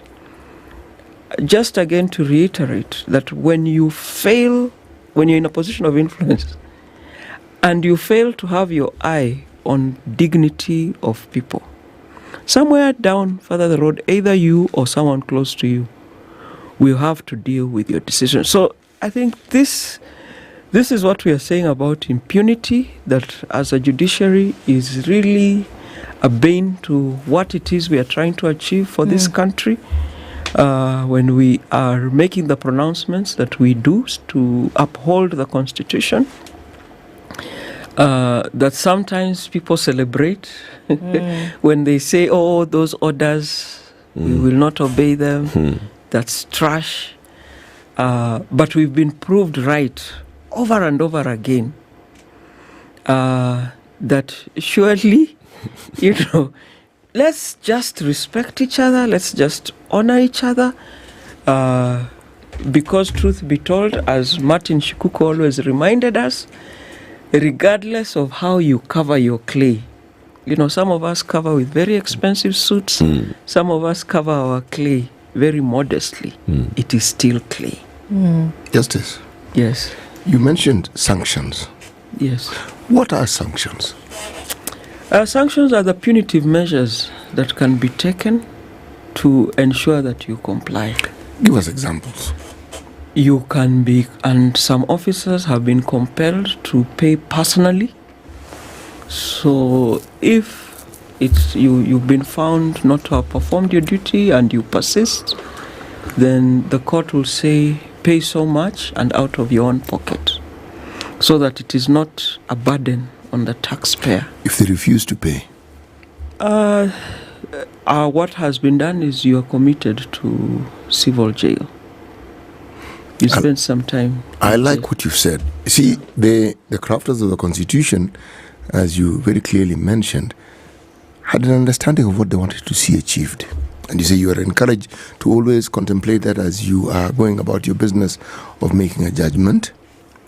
But did the crafters envision a situation where one arm of the government, which is the executive, are the ones who repeatedly seem to go against the very dictates of these very hallowed ways of doing things? And if they did, let's bring in sanctions into the conversation and let's talk about implementing them. Yeah, I think the framers of the Constitution, the assumption of the Constitution making is you're dealing with people who have an adequate dose of common sense for survival. That is the assumption. That's the assumption, that each one of us have adequate common sense. And you're able to say, this decision will facilitate this, so I'll implement it. And there's no addendum to that particular understanding. The tragedy is that then many of us actually have a flawed appreciation of what it means to be in a position of influence. Yeah, we assume the trust that's placed on us as Kenyans, the positions of privilege we hold are to our own benefit, you know. So you get absorbed in your power. That's the only way I can explain it. Because I cannot appreciate how something as fundamental as dignified existence of human beings. Let's go to the example of toilets, the example of housing, access to water, all these things. The courts have, you know, made various pronouncements. Then you look at the allocation of our resources, and it seems, you know, there is a struggle to align how we allocate our resources and how we safeguard the dignity and the promotion of our people. So there's just that disconnect. The court, I believe the courts have used that the heavy hand of the law, and with individual officers there's been successes. But what we must admit that where we are as a country, the problem is almost structural, and that is going to take. You know, we have a whole chapter on national values and principles, on integrity, and that seems to me is going to be a long-term project for many of us to convert to those values. And until we do, then the law actually is always going to have to be accompanied by a stick to nudge people along. But ideally, you know, we should all... It's really tragic, you know, that we have the document that we have that's meant to guide us as a country.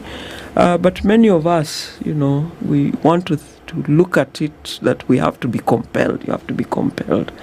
And it would cost us less, and if you know, we all just woke up and decided to live a certain way, to do the right things. So what I sometimes I'm afraid to call them justice partners, but all right, the police service in Kenya a lot of times has been accused of not upholding the rights of man. How do you deal with them? Because at one time, as the judicial process and officers, you depend on the police for certain things.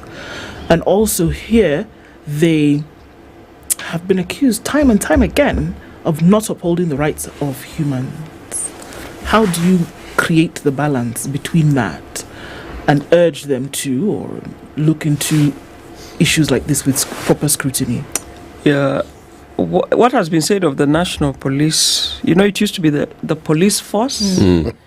We now talk of them as the police service. And I think, in all fairness to the police, we've got to also remember the colonial heritage that burdens them.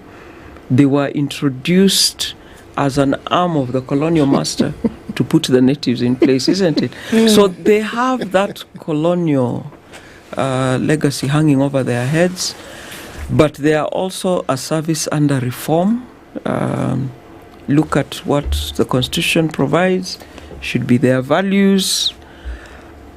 I have had opportunity to engage with the police. My sense is that by and large, there are many reformists within that institution. It's also one of those institutions that has struggled with the deviant being more visible than the positive. I'm sure we all remember in 2007 that lasting image of the police officer who calmed down people and said, guys, this is our country.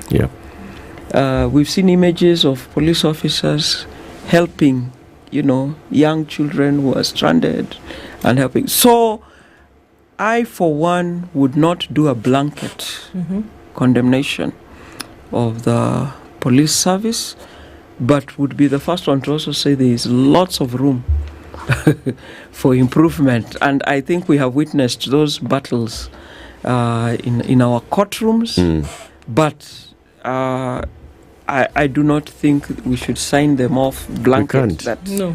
It's always the bad ones who rise to the top. It's the bad ones that we see, but there's lots of police officers who It's the bad ones that rise to the top of the leadership. They bear the brunt of being victims of a system that they're supposed to help set right. And yet they themselves are also victims. Just consider that. A police boss, at whatever level they are, is no longer a victim. They may have risen, but by the time they're Inspector General or Deputy Inspector General of Police, they're not. It's 9 a.m. Thank you very much, Judge, for joining us. Justice Patricia Nyaundi, Judge of the High Court, has been our guest, talking about courts and upholding human rights. And yes, this is ahead of the conference that will take place on the World Human Rights Day. When is it? 10th of December? 10th of December. Yes. Keep it here for more. It's 9 a.m.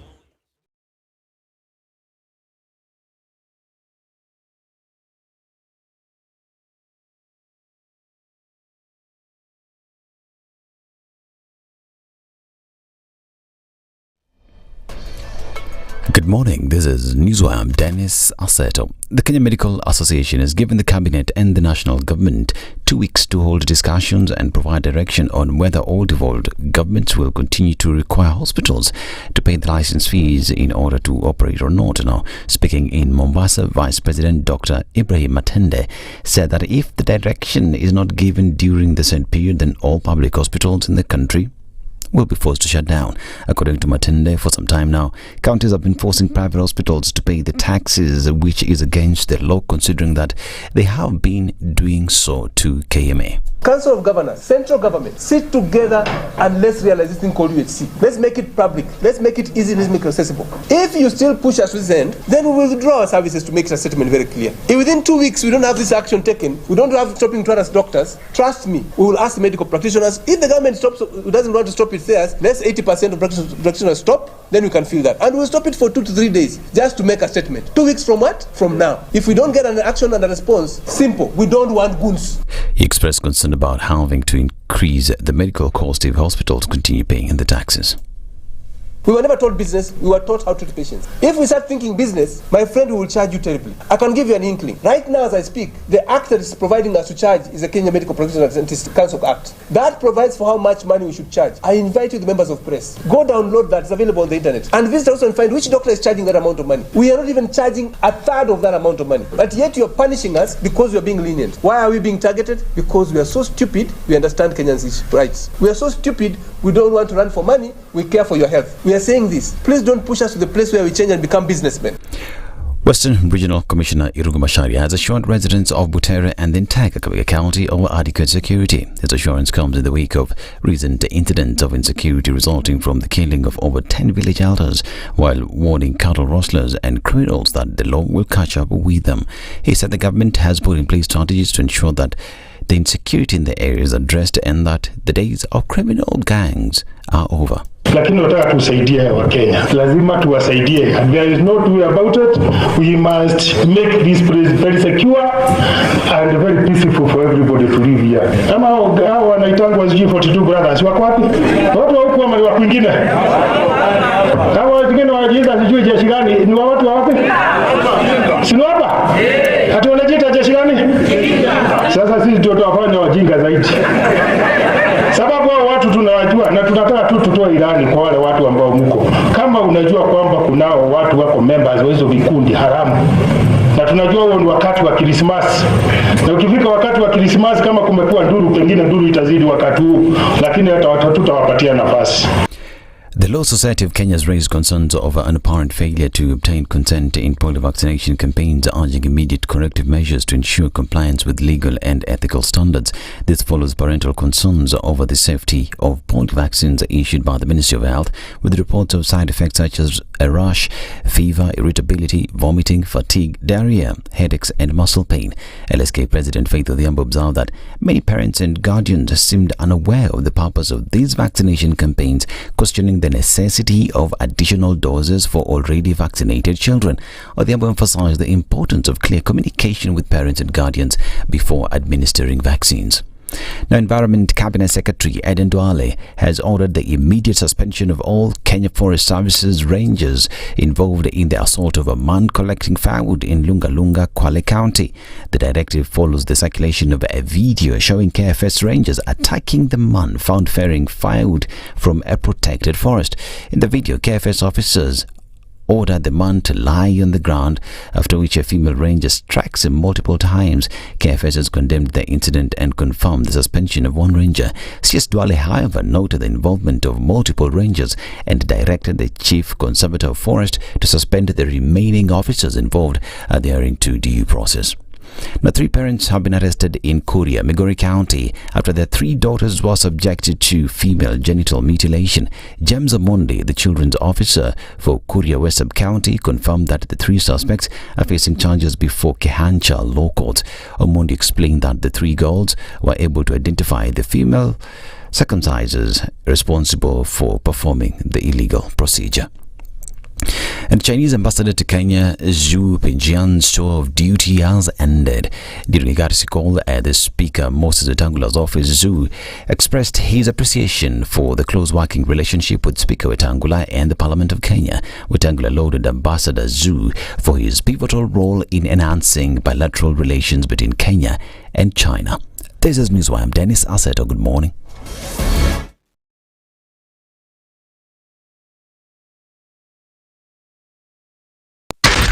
94.4 Spice FM. Nairobi.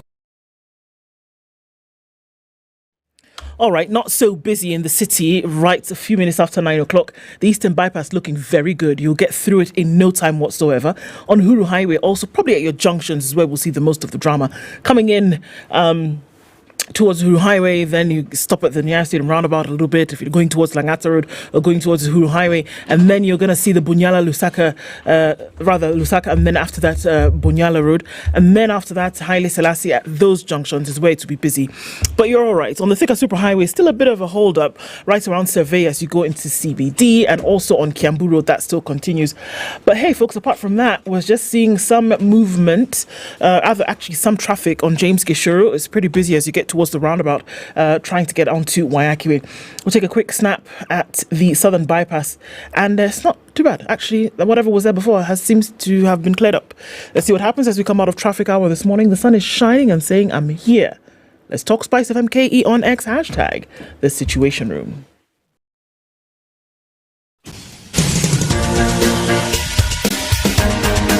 This is the Situation Room, the home of hard-hitting political commentary and penetrating insights about the state of the nation. This is a talk radio experience like no other. The Situation Room, a place for hard truths, debates, and elevated conversations. The Situation Room, witty, political, engaging, deep, controversial. In the room, we have C.T. Muga, researcher, academic, seasoned political observer, a fountain of wisdom in these politically uncertain times. Ndu Okoh, Nigerian by birth, Kenyan by choice, communications expert, Pan-Africanist, a truth seeker and believer in people power, and Eric Latiff, agent provocateur, the man in the chair, seasoned journalist, news hound, a man who believes in punching up, not down. This is the Situation Room, the only way to start your day. On to the final hour of the Situation Room this week. Thank you for joining us this Friday, the 22nd of November, 2024. Merry Christmas and Happy New Year. All right. Yeah. Well, it's okay. We are there. You know, we said this in June, didn't we? Yeah. Once you get to June. Yes, exactly. Once you get to June in this country, start counting down. Same as around the corner. That is true. Start counting down. It's Christmas. Have you identified where you're getting the mbuzi from? Okay. Do you have the money for getting the mbuzi? Let's start from there. Do you know where you're getting the money from? Talk to Stanbic. Yes, because you know what? If you had a conversation with Kenya's #1 private bank a few months ago, right? Yeah. They would have started putting it aside a little bit here and there, and they would have guided you and said, you know what, you want to enjoy Christmas? You want to eat that mbuzi that Eric's talking about? You want to take that quick Christmas trip to Lamu? Or you want to, expand your horizons and go abroad for Christmas? Regardless of whatever it is that you wanted to do, you would have put some money aside, and then you would have had a dedicated internationally recognized financial advisor to meet you at your point of need and say, okay, you know what, this year you want to jazz it up a little bit and you want to leave the country. Next year you want to zhuzh it up some more and say, okay, let's put some money away for this, that, the other thing. That's why Stanbic is Kenya's #1 private bank. They have that conversation with you. You can bank wisely. Rather, you can bank easily. You can invest wisely. You can live joyfully, and you can also leave a legacy. All of these things because you decided to open an account and live with Stanbic. Today, 25,000 shillings. We'll tell you how you can get that later. Very good, very good. Let's talk about public service. Let's talk about diplomacy. And we are joined by somebody who has worked in the public service for 41 years. 41. Joining the civil service in 1981 as a legal officer in the Ministry of Foreign Affairs and rising through the ranks to the level of ambassador to the United Nations office in Geneva. Hey. All the way. Balozi is his name, Piero Owade. Not PLO, PRO. Yeah. Ambassador Philip Richard Owade is our guest. He's now senior legal and public policy consultant. Good morning, Balozi. Good morning. How are you doing? I'm doing okay, and I'm glad to be here. My first time in this great room. Very good. That's the hot seat of the Situation Room. How does it feel? I can feel it. Karibu sana. You will tell us, the things that, just from your own experience in public service, you've served there in the Ministry of Foreign Affairs, joining as a legal officer, going all the way to, ambassador to the UN in Geneva, and then coming back in the country, working in the Ministry of Devolution, and then going from Ministry of Devolution, going to the devolution itself, working the county government of Siaya, where you're the county attorney until just this year, the other day. Until August. Okay, we'll talk about all those things. Siti, welcome Balozi with the day's proverb. Yes. This is a man who's very widely traveled, so don't give him directly to this is the country. No. He's an ambassador, he knows these things. Yes. So describe the country. Well, in very many ways. It was a kingdom until 1966. That is one hint. When the king was deposed. Two hint. Yes. It had been colonized by the Belgians, but that didn't last very long. The United Nations or League of Nations came in, did a few things here and there, and suddenly it was under British protection. So it was called British Protectorate, and then it became an independent country at some point. And it has a neighbor that has very similar features to it. In terms of size, in terms of population, the similarities. In terms of even the ethnic. Yes, the ethnic composition. It's colored copy. You copy paste, it's same. The ethnicities in this African country and its neighboring African country. Same. They are both in Africa. And they're both in Sub-Saharan Africa and in Southern Africa. No, East and Central Africa. Yeah, East and Central. In fact, they're members of the community. But kingdom, what confuses me is... Once upon a time. It no longer is. It was a kingdom until 1966. I'm thinking of Rwanda, Burundi. I see you're on the right track. Yeah. It's very good. Those are the two countries that actually have the same features that you've mentioned. So yes, you're right. But we're not in Rwanda, we are in Burundi. Burundi. Yes. Yeah, it's Burundi. The proverb. Two skinny and weak dogs cannot fail to overcome a fierce animal. Two skinny and weak dogs cannot fail to overcome a fierce animal. Yes. But what's your interpretation of this proverb? What is the interpretation? Yes. I think the interpretation is that they are skinny and weak. And they are two. But they are two. Yes. I think there are two things. One, they must be hungry and voracious. They want to capture their feed. And then two, the fact that they are two. They say two is better than one. I think that is the gist of that proverb. Yeah. So what's the inner message? The inner message is that if you are united even if you are, I mean, that one person sometimes cannot fulfill, a challenge. But if they are two, it is easier if they are united. So because now they will concentrate on how they capture the other animal. Okay. Two hands are better than one. Two hands are better. That's a simpler way of putting it. Yeah. Yes. Yeah. More straight way of putting it. Kidole kimoja. Kivunji chao. Yes. Yeah. Okay. So, Balozi, you've worked in the public service for very many years. You've done very many things in terms of, your career, joining the public service in the Ministry of Foreign Affairs, going all the way, and then coming back in the country, being deployed to the Ministry of Devolution at the onset of devolution in the country. But let's first of all start with just understanding, working in the Foreign Affairs Ministry for so long and rising to the rank of ambassador. So not everybody who is an ambassador is an ambassador. And not everybody who's not an ambassador. Okay, so what is an ambassador? Well, ambassador is the person who represents his country in a foreign country. I think that is the simplest definition of an ambassador.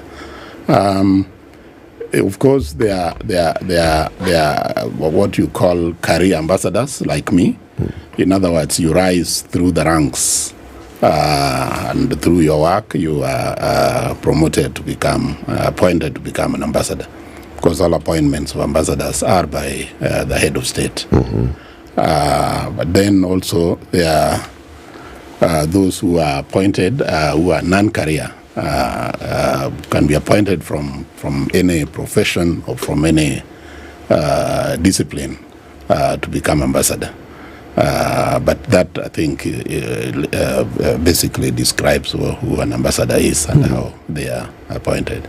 So you can have somebody who has a title ambassador, but they are not the senior most person in a mission.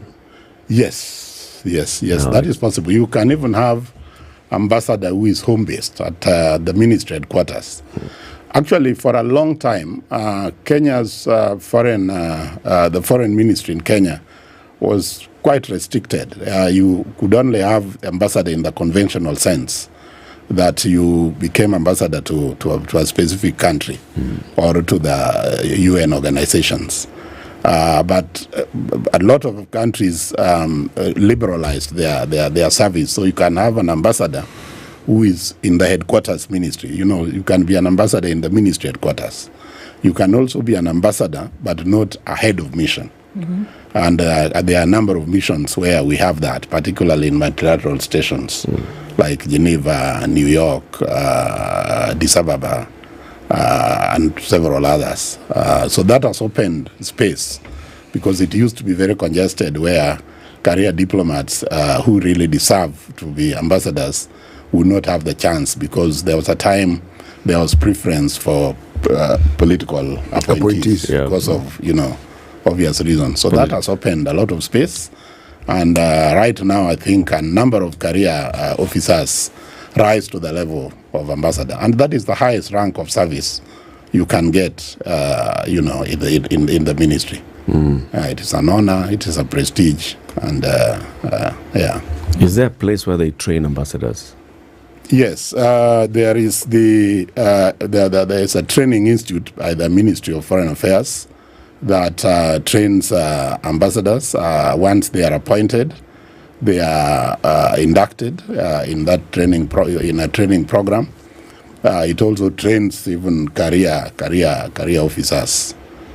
So there's a good training program in that. Just recently, I think the president talked about it, or somebody talked about it yesterday. The launch of the Kenya's a new foreign policy 2024 to replace the old one of 2014.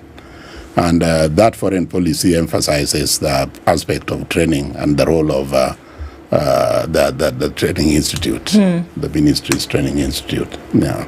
So an ambassador is a diplomat. Yes. Who qualifies? What you have to go through to qualify to be a diplomat. I remember I wanted to be a diplomat for the longest time. My father insisted on it, made me go study all the languages, everything, and that was going to be the thing. But how do you, at the end of it, when you do the whole international studies and you do all of that and you study diplomacy and everything, who then becomes this person who, number one, represents the diplomacy or represents the foreign policy of the nation, or then represents them at an ambassadorial, deputy ambassadorial in mission status? Who's that person? Diplomats, if you go to, because the whole realm of diplomacy is defined in the Vienna Convention on Diplomatic Relations. That actually defines who a diplomat is or who diplomats are.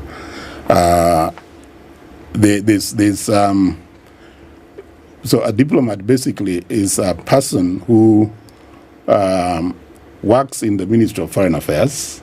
As you have said, you have correctly said, there are various ranks. You can join at a senior level. There used to be what we call a third secretary, or you start as a cadet, that is a trainee, and then you rise to the level of third secretary, then you rise to the level of second secretary, then first secretary. But now we have opened it up. Now you have councillor, you have first councillor, you have second councillor. Those are the ranks in diplomatic service that you get when you are in the ministry or when you are in a mission. Now, a diplomat, you become a diplomat when you are now posted to a foreign mission. So you can be posted there, as I said, as a third secretary, as a first secretary, as a second secretary, as a councillor, and then at the top range is the ambassador. And so I think in brief that's how. But to become a diplomat, to answer your question, you have to be a member of the ministry or a member of staff of the Ministry of Foreign Affairs. So there's there's a certain level of training, certain expertise you must have acquired, at least some kind of experience that you have, even if you start at the cadet level. At the very least, we ask you to have some kind of training. So you can't operate a petrol station, for example, and then we say that you can go and be ambassador to Belgium, for example. It wouldn't make much sense, would it? No, you can go to Rwanda, to DRC. Okay. You are right. So there's actually a very extensive training program, particularly for career diplomats, from the point that you join the ministry. There are training programs both locally and internationally. There are various institutes that, and Kenya has had a very distinct career training program, the diplomacy training program at the University of Nairobi.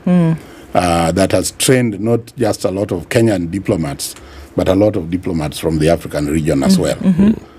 Because as you say, it is an art. There are a lot of skills you have to acquire before you can represent your country abroad. Because that's what we're talking about, isn't it? Really, it's representation. It's really the crux where you could be dealing with just an easy conversation between two country representatives, and essentially what could turn into a spat, or essentially what could become a world war, God forbid. But that's the kind of delicate balance that folks at that level deal with, isn't it? True. That is very true. It's very delicate. There are a lot of nuances in diplomacy. There are some things that a diplomat do not say. A friend of mine used to define diplomacy as the art of telling someone to go to hell in a manner that he looks forward to the trip.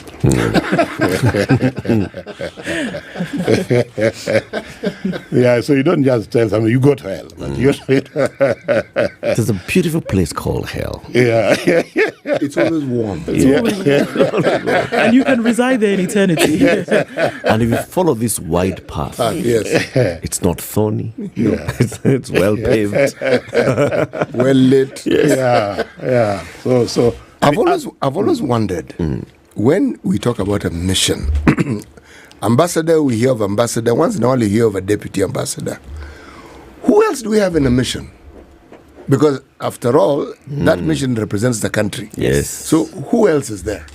Yeah, that's a good question. As you say, the head of mission would normally be an ambassador, but sometimes it may not be at the rank of ambassador.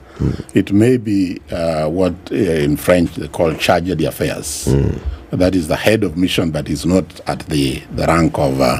There can be a charge d'affaires temporary, ad interim, we say AI, ad interim, or it can be at the rank of charge d'affaires, that you've decided that this mission will not be headed at ambassadorial level, but will be headed at the charge level. That's the head of mission. What's the thinking behind that distinction where you have an ambassador who doesn't have the rank, a charge d'affaires, who doesn't have the rank of an ambassador, and one who has, what's the thinking? Well, that would be determined by the sending state. Although in our case, that is rare.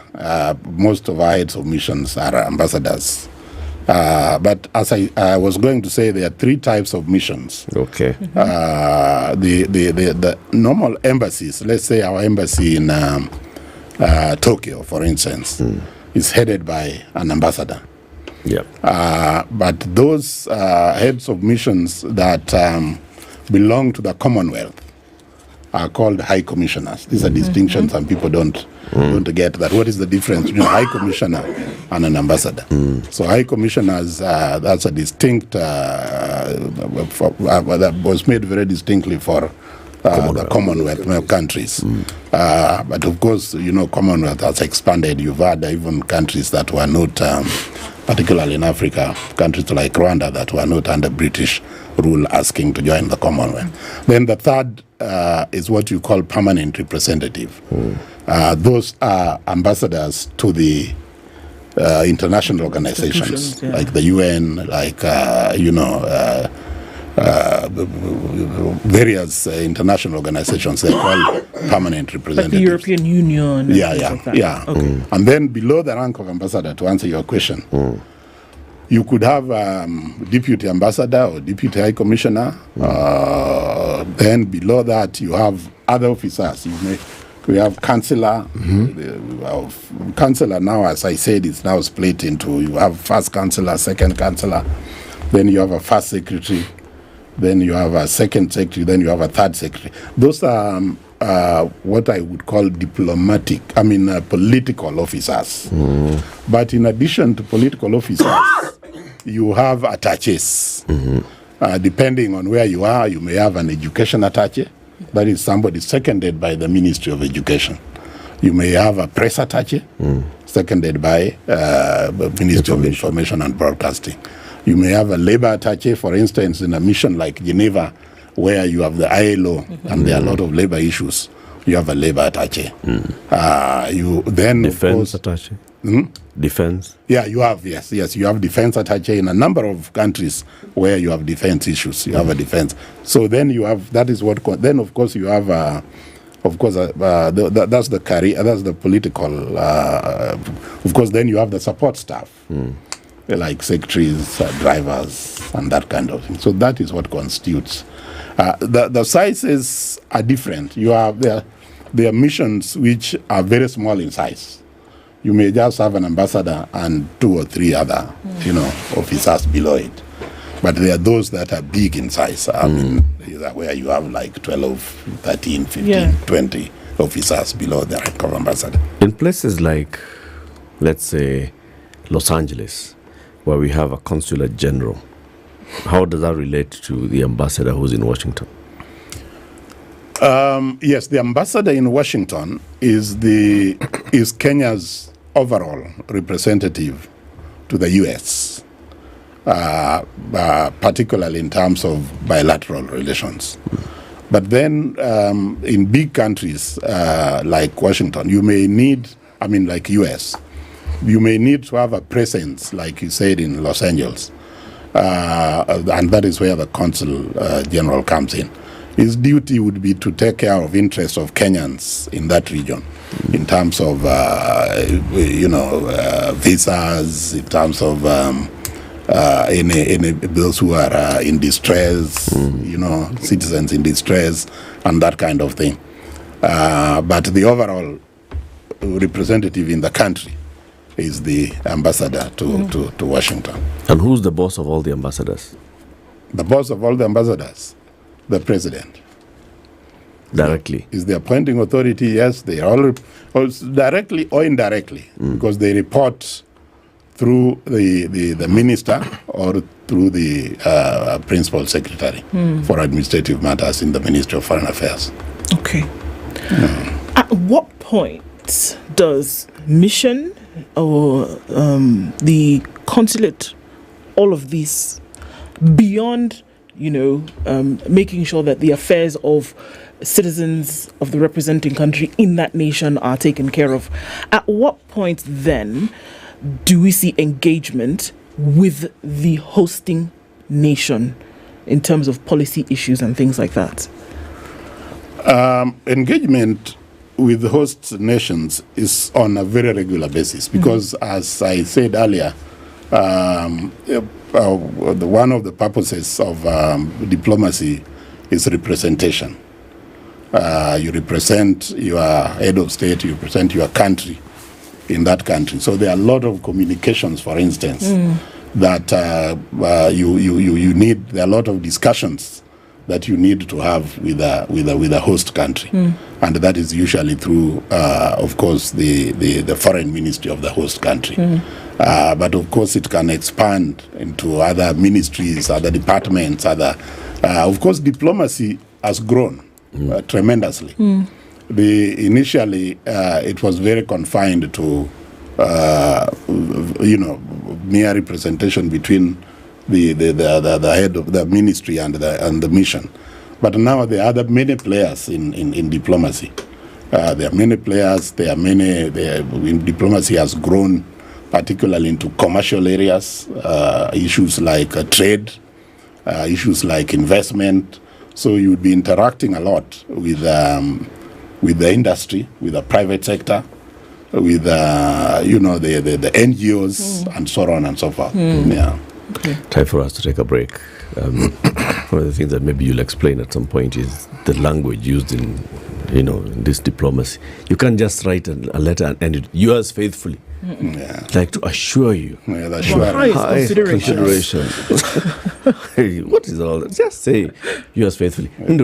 Today, shortly, we will be awarding somebody 25,000 shillings into their Standard bank account. Yes. Yeah. What it is that they needed to do. So you would have talked to us on our socials. You'd have sent us a message earlier, and you'd have told us that, with my Stanbic account, what I've been able to do actually is bank easily. I have been able to invest wisely.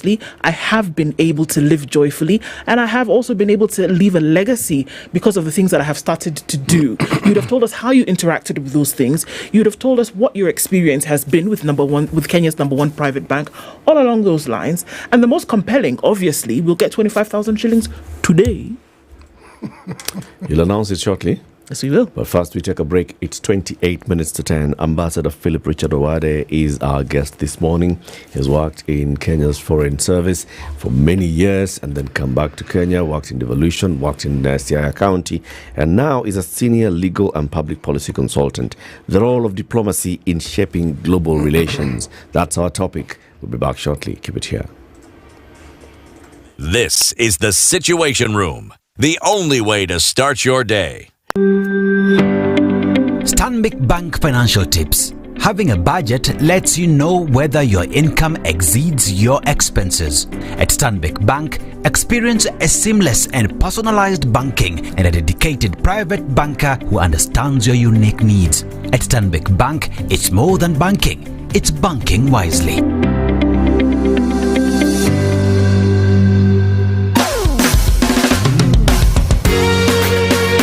Whether you're at home, everybody now, let's go, on the go,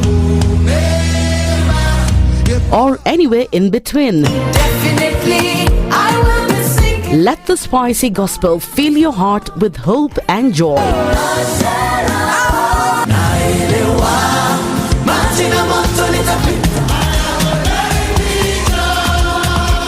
Every Sunday from 5 a.m. to 10 a.m. Don't miss out on this transformative journey with me, Leo Baga, here on SpiceFM.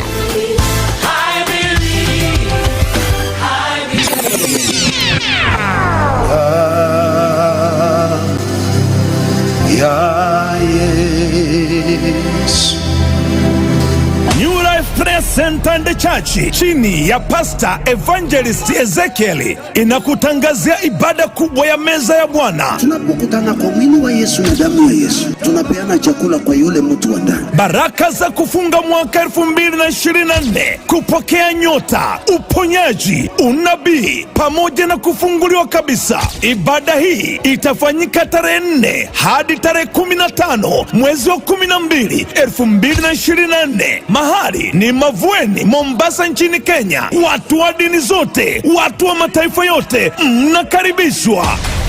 The weather with SpiceFM. Right, the sun is putting up a spirited effort today. Nairobi 19, highs of 24 and lows of 16. It's mostly sunny at 20 in Nakuru, going to highs of 25, and it's sunny morning in Nyeri at 24. That'll be the high, coming down to lows of 14. Eldoret at 20 is sunny, highs of 25 and lows of 13, while into a cloudy Mombasa after that morning rain, highs of 32 and lows of 25. We'll see highs of 32 and lows of 25 as well in a mostly sunny Malindi. It is mostly cloudy at 24 in Kisumu, highs of 28, while Kakamega at 22 is cloudy. We'll see highs of 26. The rain showers are back in Kampala, 21 with highs of 26 and lows of 18, while it's sunny, partly cloudy in Dar es Salaam at 28, going to highs of 31 and lows of 24. We're looking at a cloudy morning at 21 in Johannesburg with highs of 26 and lows of 15. Mogadishu is mostly sunny at 30 with highs of 32 and lows of 25. Did you know Addis Ababa meant new flower? Well, it's sunny this morning at 18, highs of 23 and lows of 11. And we're looking at mostly sunny conditions at 26 in Lagos with highs of 32, while it's cloudy at 24 in Kinshasa. Beijing, where a Friday afternoon is sunny at 13, lows of 1. We'll also see lows of 1 in a cloudy Paris, currently at 2. It's cloudy at 3 in London, coming down to lows of 1. And New York is raining while freezing at 3 degrees, highs of 4 and lows of 3. This is the moment I step into Stanbic Bank Private Banking. What does it feel like? It's banking so easily. I get a home loan with the golden keys to my dream home. It's living joyfully. I get a World Elite card with exclusive discounts, airport lounge access, concierge services, and more. Now that's music to my ears. It's investing skillfully. My money is invested both locally and offshore as my toes feel the soft sand on the seashore. It's planning wisely. My family, my health and income are protected by an array of insurance covers for peace of mind. It's more than banking. It's Stanbic Bank Private Banking.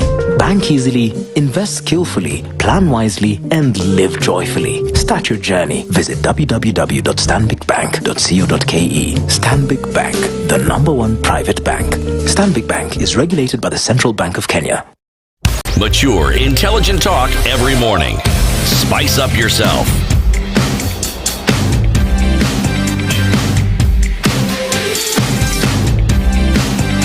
Mornings done right. 94.4 Spice FM, Nairobi. News with Ambassador Philip Richard Owade, Senior Legal and Public Policy Consultant.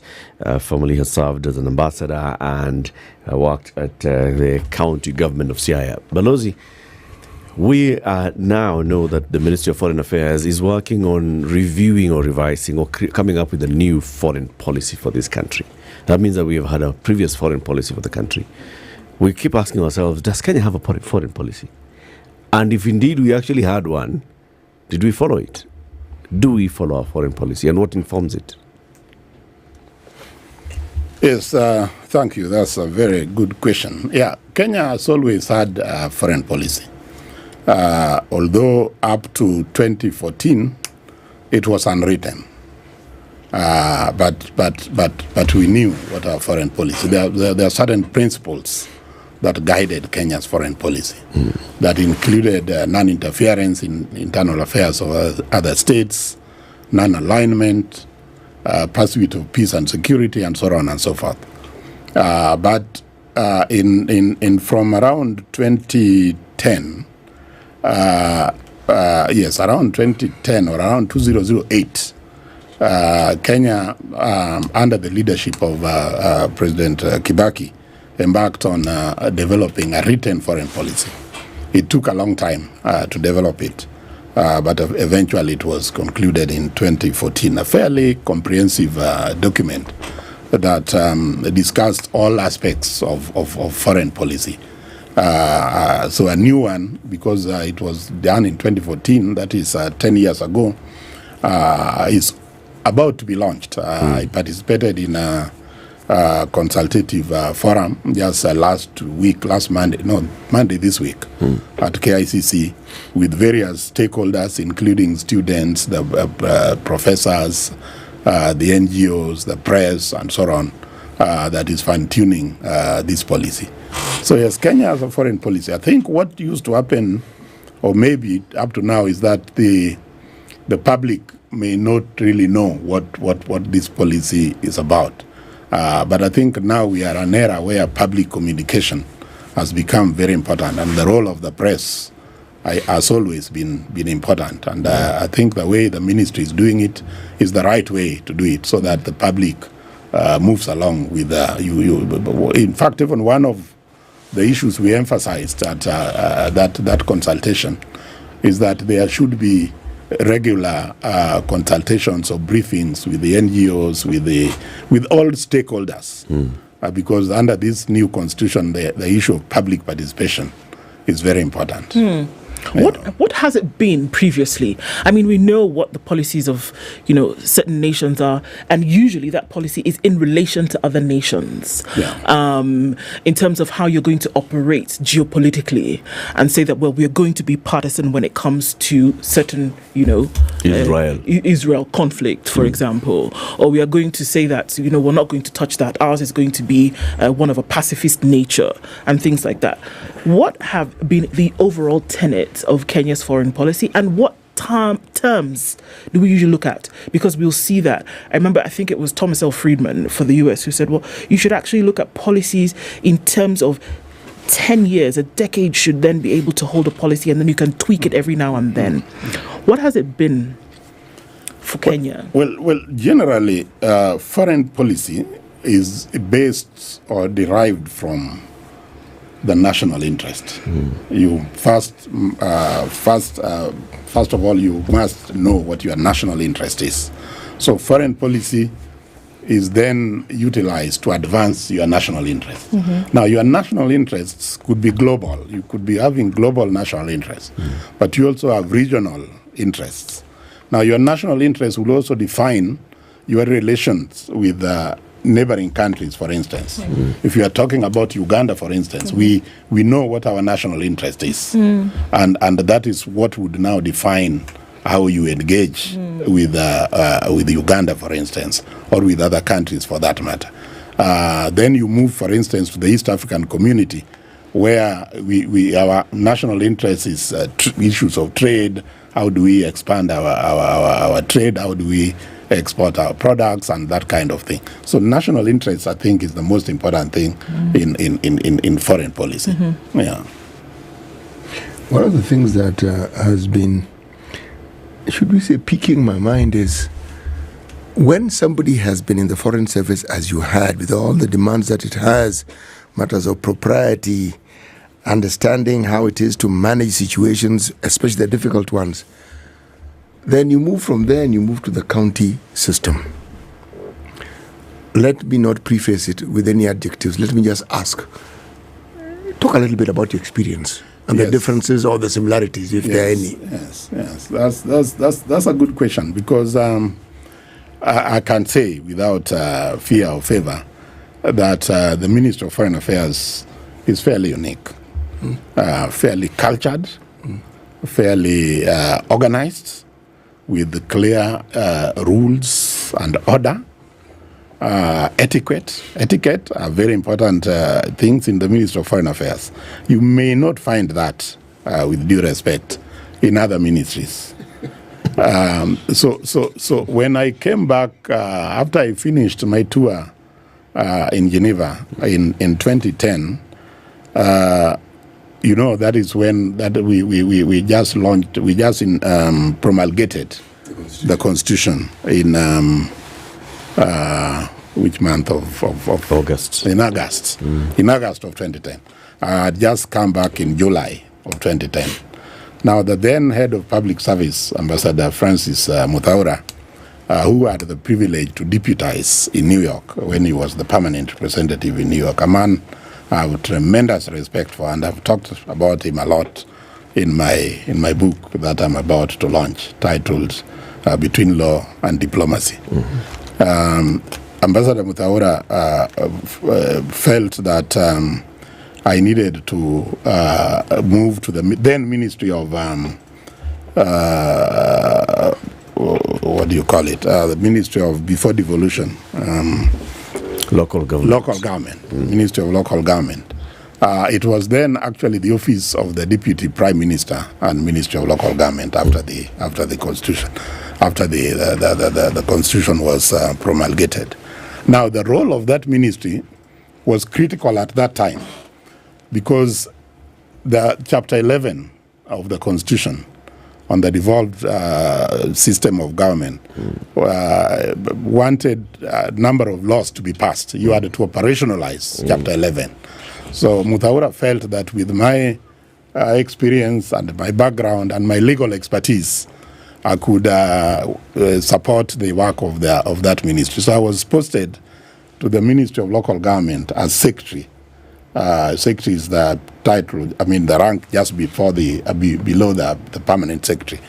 And we worked hand in hand under the leadership of then Deputy Prime Minister and Minister for Local Government, Honorable Musalia Mudavadi, Professor Karega Mutai as the PS, may his soul rest in eternal peace. He just passed on about a month ago or less. And so that was the reason why I moved there. And we passed all what we call the devolution laws. The County Governments Act, the Transition to Devolved Government Act, the Public Finance and Management Act, and so on and so forth. There are 5 of them. But as just to answer your question, it was a shock to me, and it was how can I? What is this ministry? I didn't even know where they were. You know, I didn't know. It's the Ministry of Local Government. I didn't even know where they were. But in retrospect, it was a very good move for me because, as I said, I joined the ministry at a very early age. I was posted out very early to Tokyo. My first posting came after I had served for hardly 2 years. And so you get to know, in a situation like that, you get to know the outside world more than you know your own country. Yeah. You are a stranger in your own country. You know, I remember there's a time there are many things I couldn't stand after you've served abroad for a long time. You know, you acquire certain things. Yeah, so it helped me to get to know my country very well. Because in the Ministry of Local, it was a government. Those of you who knew the Ministry of Local Government, it was really a government. It was. With the branches everywhere within the country. Yeah. And so I traveled around this country, and then as a member of the Transition Authority, also representing the ministry, we were responsible for preparing counties for devolution. So I am proud to say that I have traveled in all the counties in Kenya except 2. And there are very few people with that kind of, True. And again, I've traveled in foreign countries in over 100 countries. So I tell people that when one door closes, another door opens. So I never resist change. When change comes, accept and adapt it, because we do not know what it portends for you. So I enjoyed work in the ministry, much as it was a shocker for me at the first time. The work was a lot because we had deadlines to pass all these pieces of legislation. We had to put them in place within 5 years. And that was from 2010 to 20 before the next elections. Then after I retired in 2016, the county government of Sigei in 2018 asked me to be the pioneer county attorney of Sigei, of course, deriving from my experience in devolution. Of course, from local government, we became the Minister of Devolution and Planning, where I was also secretary from before I retired, from 2013, after the 2013 elections, 2013 to 2016. So after I retired in 2016, I was a consultant for a while in private practice until Sigei County government requested me to join them. So I have run the whole race. I've been at the international, I've been at the national, village. I've been at the county in the village. And I was living in the village for 6 years. And there's nothing as good as that, because you really... So it has given me an all-round experience. And I talk about these things in my book, which I will be launching soon. Between Law and Diplomacy is the title. From a diplomatic level, have you ever seen the foreign policy of a nation fail? Yes. And how so? When foreign policy of nations do fail. For instance, when diplomacy is the first defense,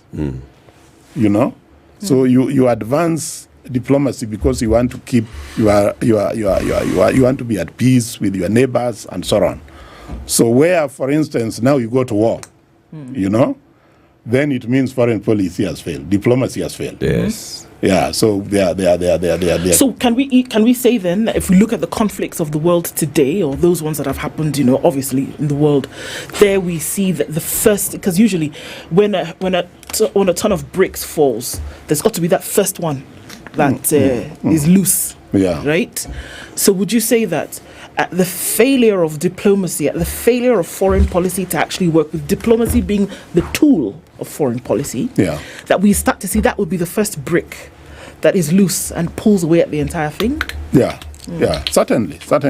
And that's why even when it fails, for instance, when it fails, but you still never give up. And that is how now other countries come in. For instance, in the case of Africa, in our region, maybe the East African community would come in. Beyond that, the African Union would come in to try to restore normalcy, to address the challenges that led to a breakdown of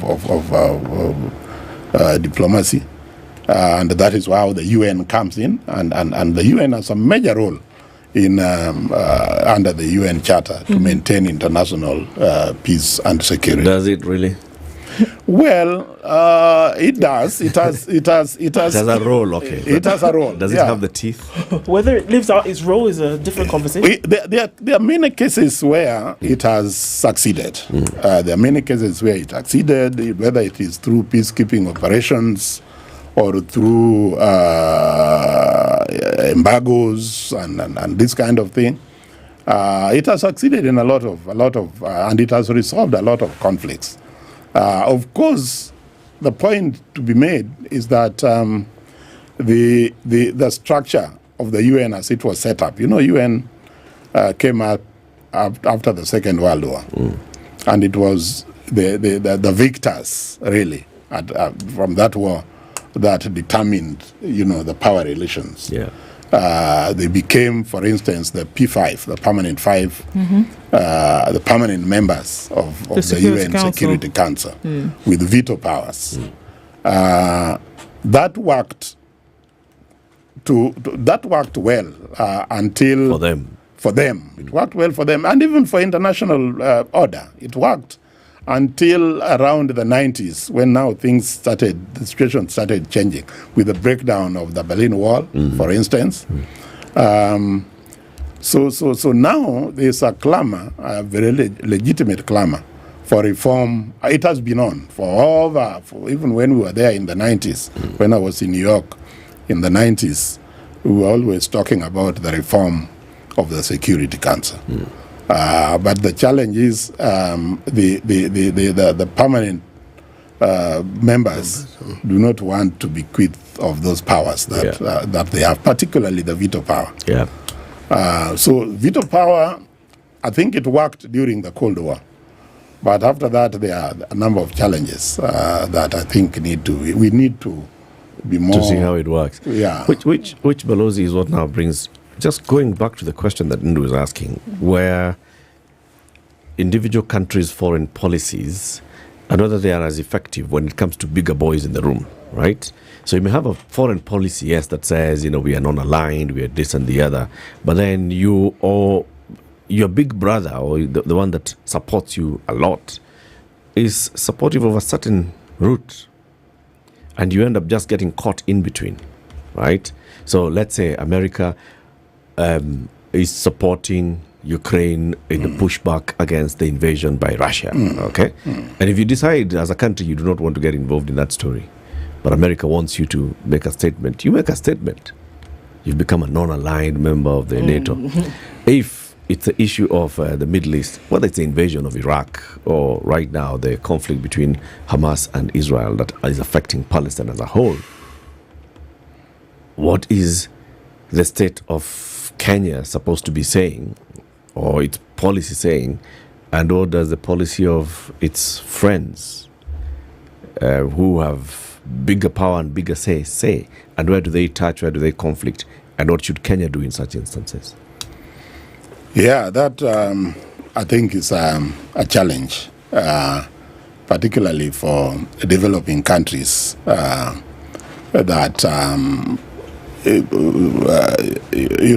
because in your relations, you still want to keep certain order, certain respect for powerful countries, what I may call powerful countries. But at the same time, you have your own national interests to protect.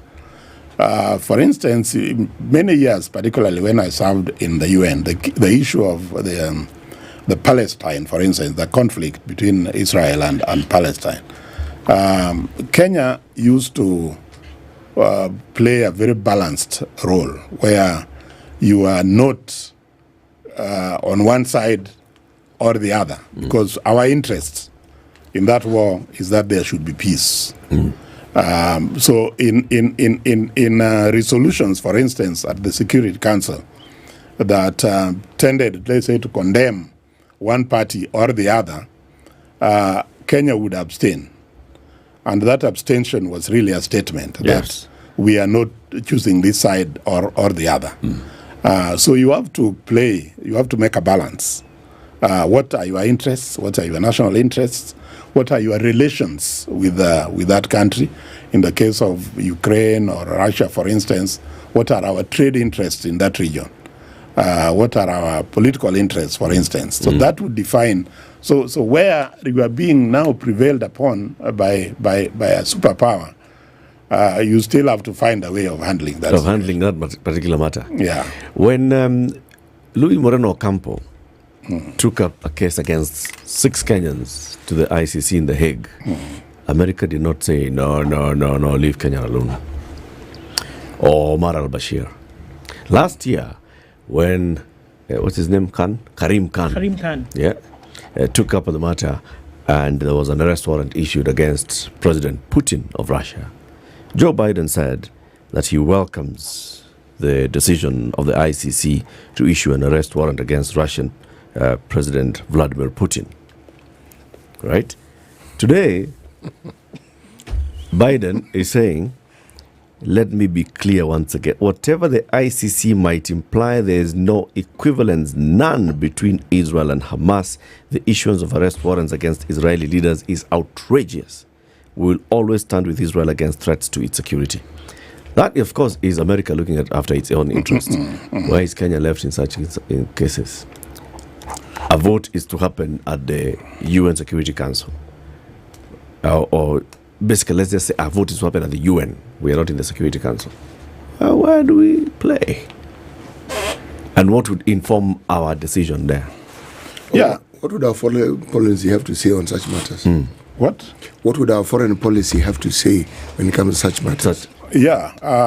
Again, as I said, you would have to look into your national interest. I think this is what I will keep on emphasizing, because it is the national interest that will define even decisions you make. The vote that you make. Even the vote that you make. So is the ambassador at the UN supposed to take instructions expressly from the president on such a matter? Well, instructions, there are several ways of going about it. You have, as an ambassador, particularly to the UN, you have your brief. You have your, you know your bottom lines. What I can call a bottom line. You know you can't vote this way, you can't decide this way. So that is a guidance. But being on the ground, you can find how to maneuver about it. Where you don't have express instructions, or where you think you need express instructions, you seek it from the Minister of Foreign Affairs. So you will get where the matter is maybe so delicate that the basic instructions you have do not cover it. You will seek express instructions. I remember, for instance, in 1995, I was the Deputy Permanent Representative of Kenya in New York, under Ambassador Francis Muthaura as the Permanent Representative. And we were reviewing the NPT, the Non-Proliferation Treaty, which had been concluded in the 70s, but there was time for review and extension. A matter that the Americans had a tremendous interest in. As non-aligned countries, we felt that this treaty should not be can be renewed, yes, but on certain conditions. There are certain conditions we wanted to fulfill.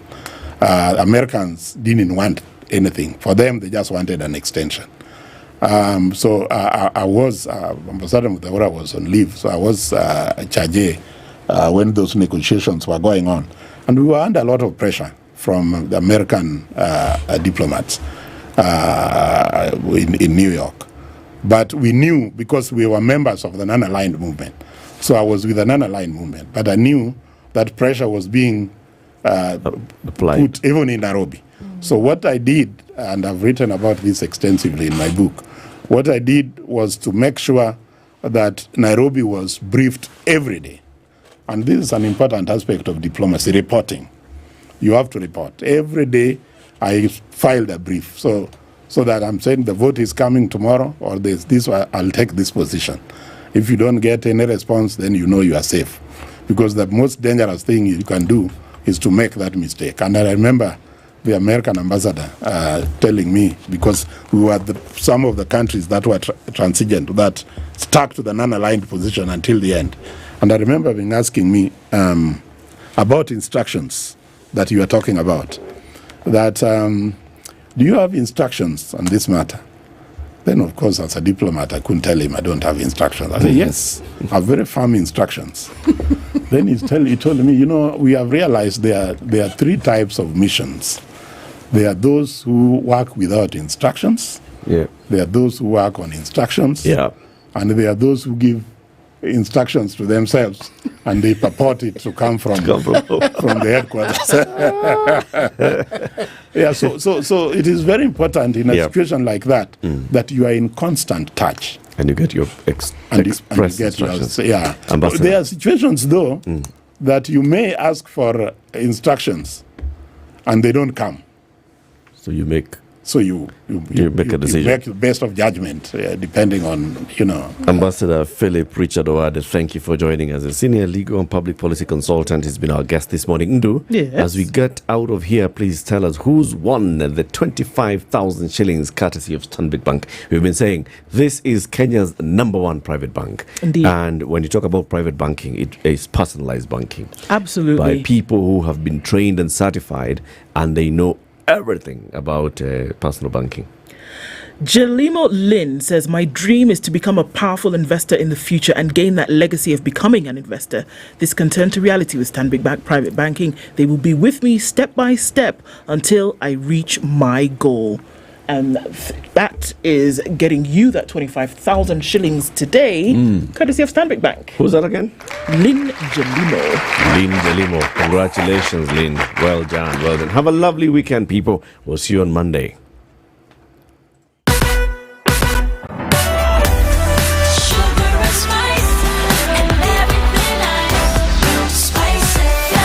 Spice up your life